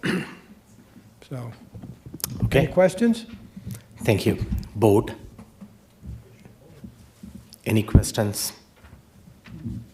Director Art? Not a question. I'm fine with this change. I would just ask that in the recommended motion we mention the amounts when those are prepared next time. Thank you. Yep. Thank you. Could you note that down, Ms. Olson? What Director Art requested is that when this comes as an action agenda item, the amounts are specifically noted in the... Perfect. Thank you. Seeing no further comments. Thank you. Thank you for bringing this up, and we apologize for keeping you past your bedtime. I'll survive. Well, you got to watch some of our kids come and present to the board, so thank you. But thank you for the work that your committee is also doing. Appreciate it.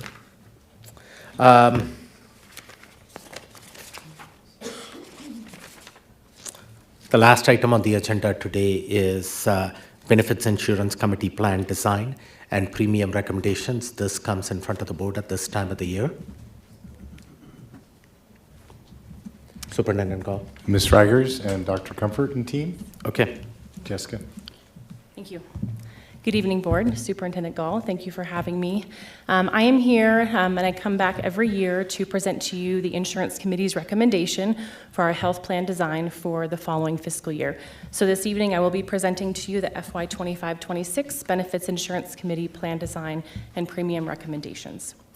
First, I do want to thank the Insurance Committee for all of the work that they have put into the recommendation for this evening. I know we have a couple here in the audience with us tonight, so thank you all so much for your work. A little bit of background. Do I have the clicker? No? Is it on? That would be a good one. Thank you. It is on, it's still not working. Let's see.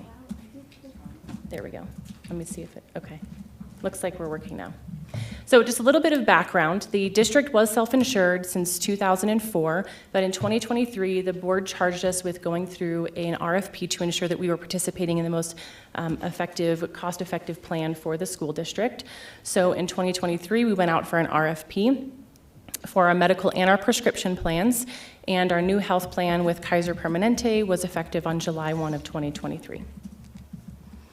As a reminder, the annual charge that the board has charged us with every year is to, number one, review the existing health plan design to ensure that we are providing the best valued plan for the district's financial parameters, building a well-rounded wellness program with the assistance of our healthcare partners with a goal of creating long-lasting district-specific strategies aimed at member engagement and cost control for the district. and to continue to measure the current fiscal year total cost of our health plan and prescription claims as compared to the prior fiscal year to ensure that we can have a goal of identifying any cost containment strategies to bring forward into the following years. So some of the challenges that we face every year: number one, rising healthcare costs. The average for Colorado is an increase of 10 to 12% this year. Increased utilization in our health plan participation, managing the District 11 budget, our aging workforce, and encouraging our members to participate in managing their own health care, which in turn would keep our rates lower. So just a little bit of a highlight on Kaiser as a reminder of what we have in our current plan.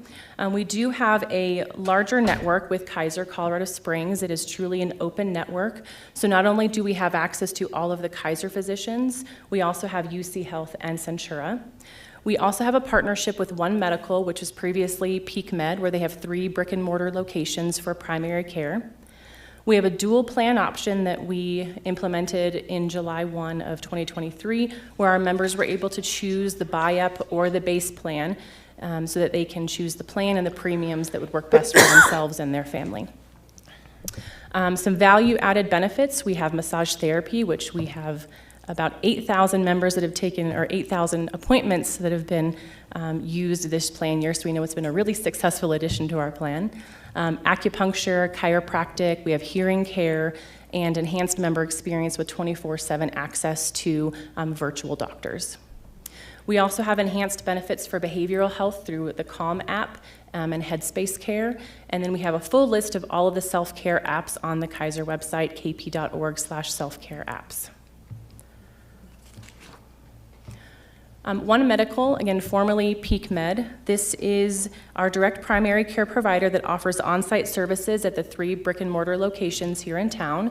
It is not going to necessarily replace the primary care that our members are utilizing now, but can be if they wish to utilize a $0 copay per visit. They have same-day, next-day appointments, on-site labs and medications, 24/7 access to their physicians.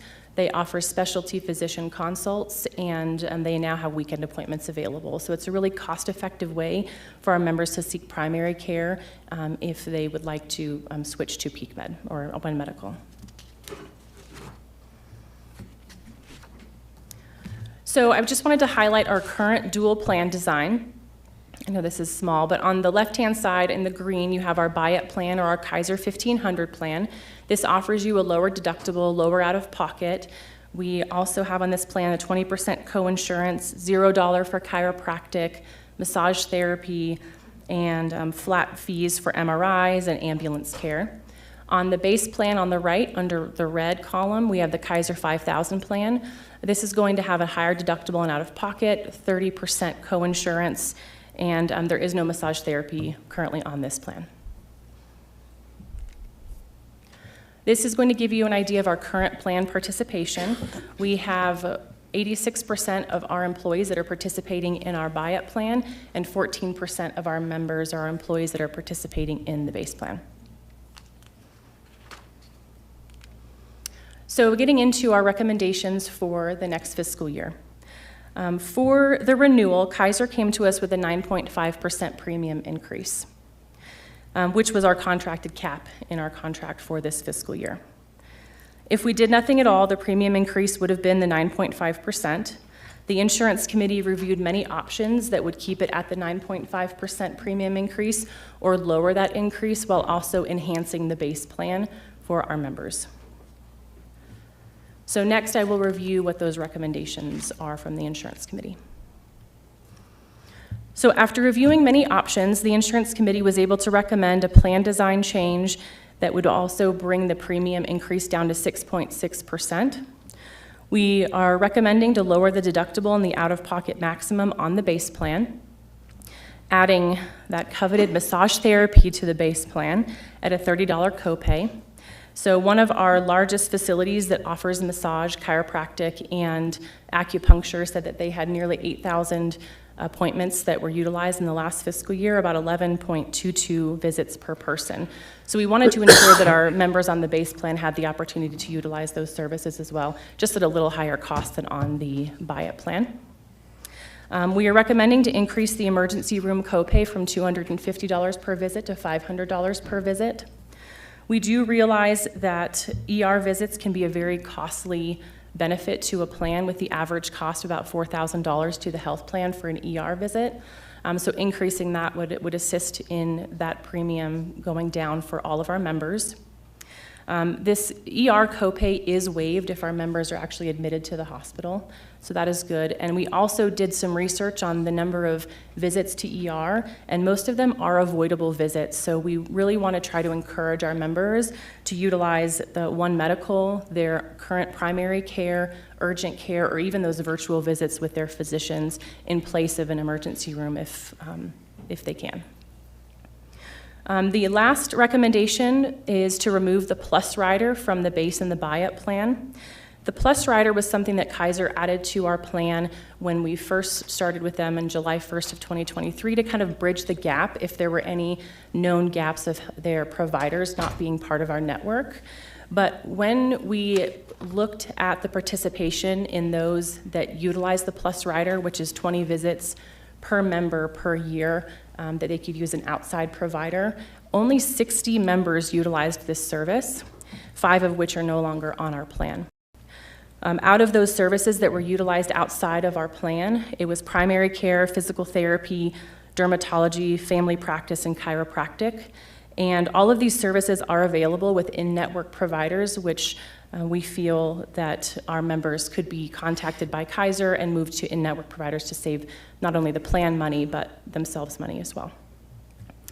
Kaiser did say that they will contact those 60 members or 55 members and let them know of any providers that they could use within our network. And by removing this Plus Rider, this is actually saving our plan $750,000 annually, which accounts for the largest portion of that premium reduction from that 9.5% to the 6.6%.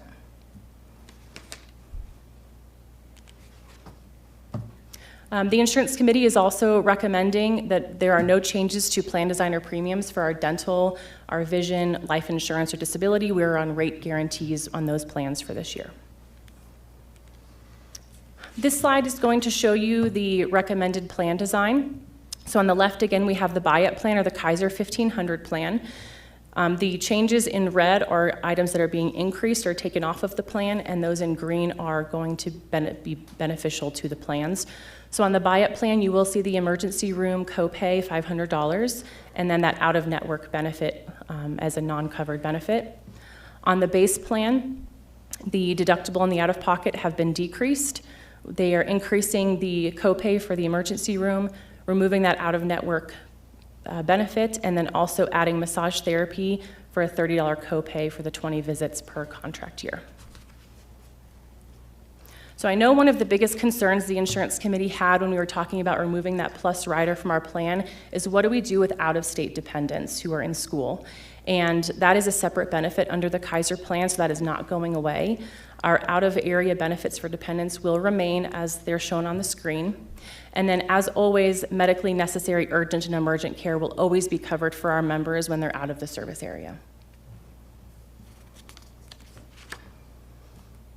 Next, I will go over the health plan premium recommendation. So on the buy-up plan, which is the top section in green, you'll see the 6.6% premium increase. This will increase the employee-only premium by $11.17 per month, down to the family coverage, which would increase $38.52 per month. The district cost is increasing as well, which you'll see in the district cost monthly increase. On the base plan, in this model, we are looking at moving to a flat dollar-based contribution, which would set a predictable budget for the district's budget. So that regardless of where the employees elect, if it's an employee only going on to the buy-up plan or the base plan, the district's budget, we would know exactly where it is going to be. So with the base plan, if we were just to copy and paste those premiums from the district cost from the buy-up plan down to the base plan, you'll see that the employee only is increasing by $5.74, and then all of the others are actually decreasing in cost per month. The employee and family in this model would actually save almost $1,700 a year in premium, and we do believe that this more closely aligns with what the deductible and out-of-pockets are on that base plan. The district's annual budget would increase 1.58 million in this model. So since you're on the slide, the district cost is going to increase in the base plan for the last three rows, employee and spouse, but the employee cost decreases. Could you explain that? Correct. That decreases because we are taking the 75-25 and the 70-30 split from the buy-up plan and having a flat contribution for the base plan. Okay. That was the recommendation that came from the committee? Insurance committee. Okay. Yes.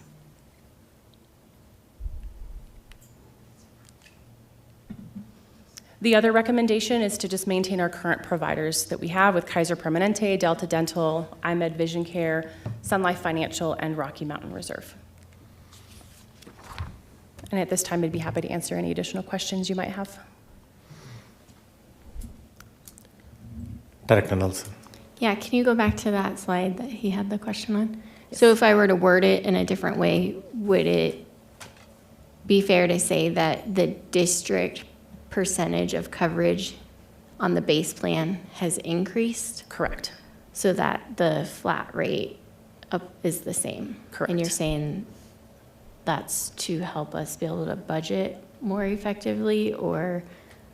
Right. Every member currently that's on the buy-up plan costs the district more money, and every member that's on the base plan saves the district money. But in order to help with the budgeting, we have a flat contribution, so we know exactly what we're budgeting based on the number of members that are on our plan. Okay. Could, okay. Yeah. I'm just wondering, I might reach out to you, Dr. Comfort, just to see, like, if we were to keep the same percentages, what would the cost to the district difference be? And I do have that if you'd like me to put it on the board Sure. doc. Yeah, Okay. great. That was the insurance committee's second recommendation, Oh, if so we were going to show that as well.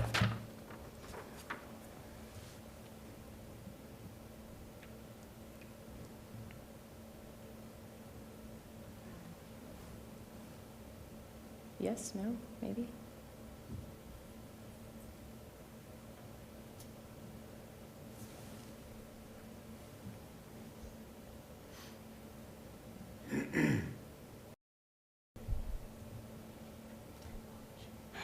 Look at that. It's very cool. It's overhead. Okay. Am I able to zoom in on that, Melissa? No, I think you're good. A little bigger. Okay, so you'll see that the district's annual budget in this model, where we keep the contributions the same, or the percentages the same as they are this year, the district's budget is 1.46 million, and in the model that the insurance committee recommended, it's 1.58 million. So in this model, by encouraging members to move to the base plan, we would be saving the district money because of the district cost. But at this time, we do have the 16% participating in that plan, or 14%.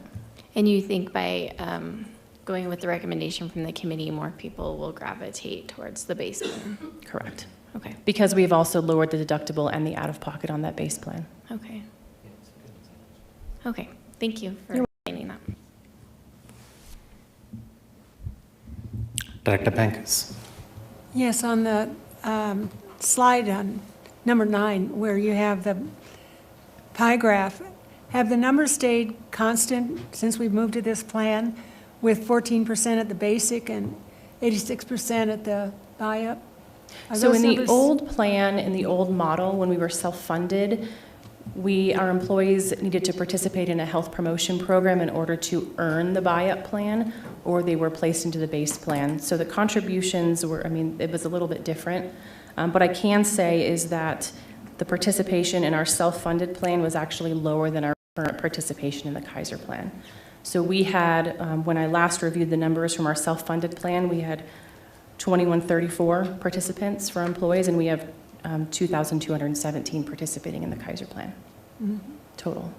And then when I looked at the modest increase, I was wondering where it was coming from, and so it was taking out the 20 out of network And you've already answered that question in contacting those folks and letting them know.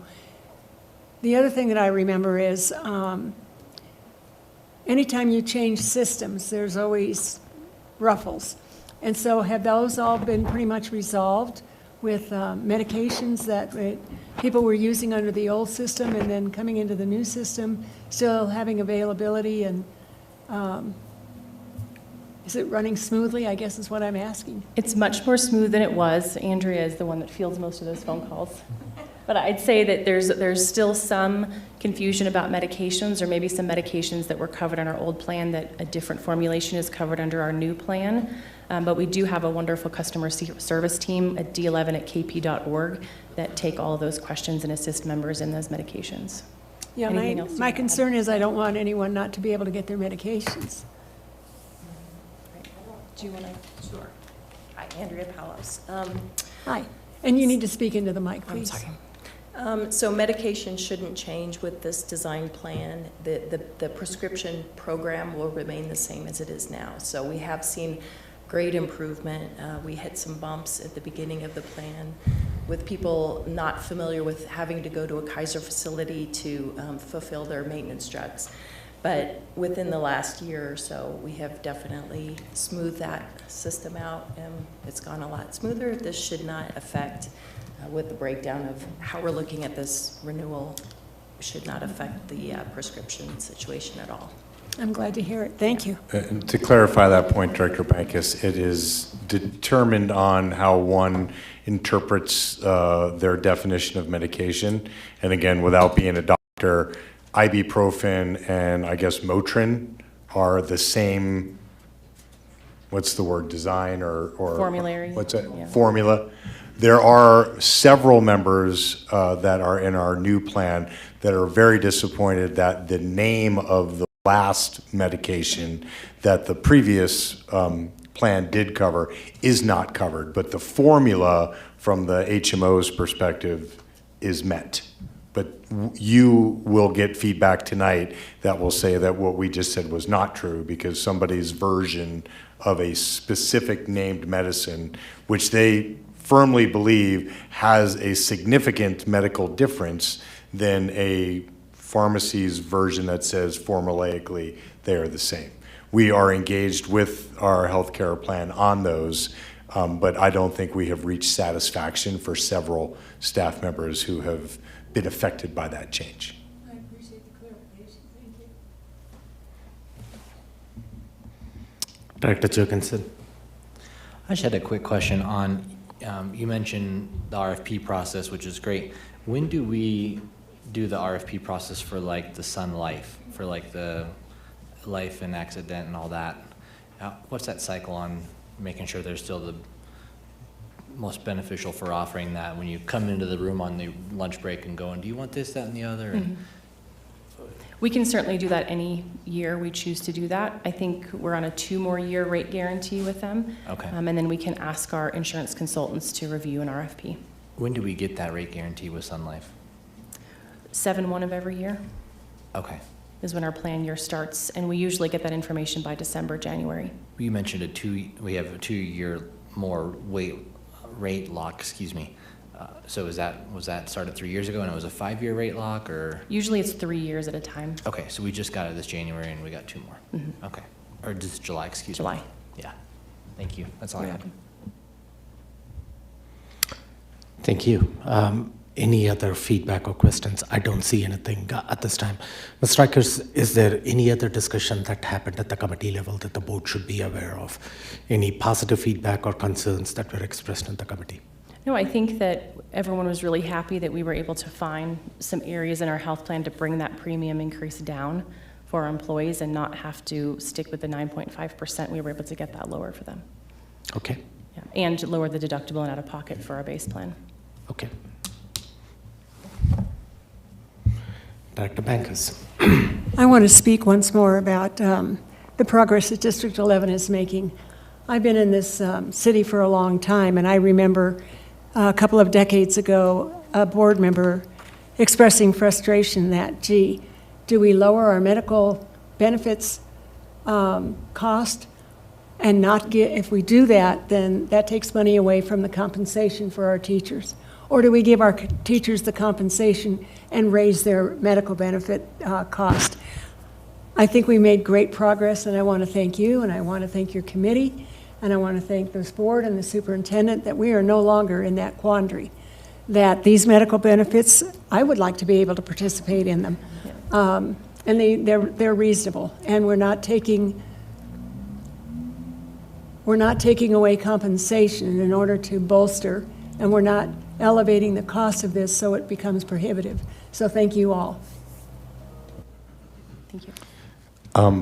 It's probably not mine to offer, but you're not the first board member who has been attracted to the benefits. And so I offer to the board as temporary employees, if the board were willing to want to allow you all at cost to participate in our program, I think because you're listed as temporary employees, it could be something that we could accommodate if the board were interested.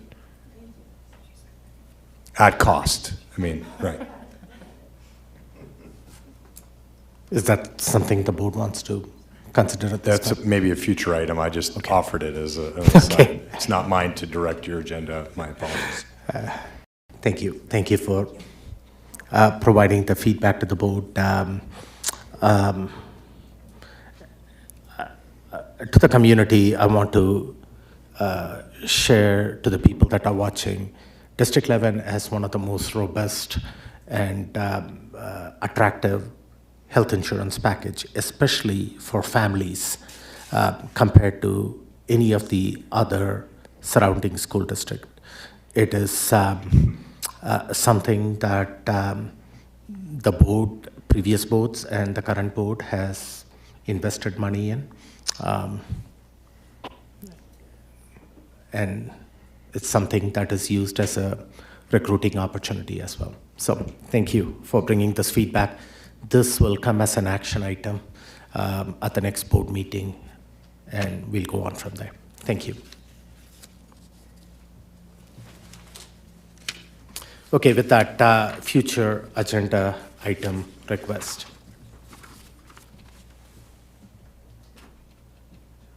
Okay, seeing none, I'm going to review the calendar.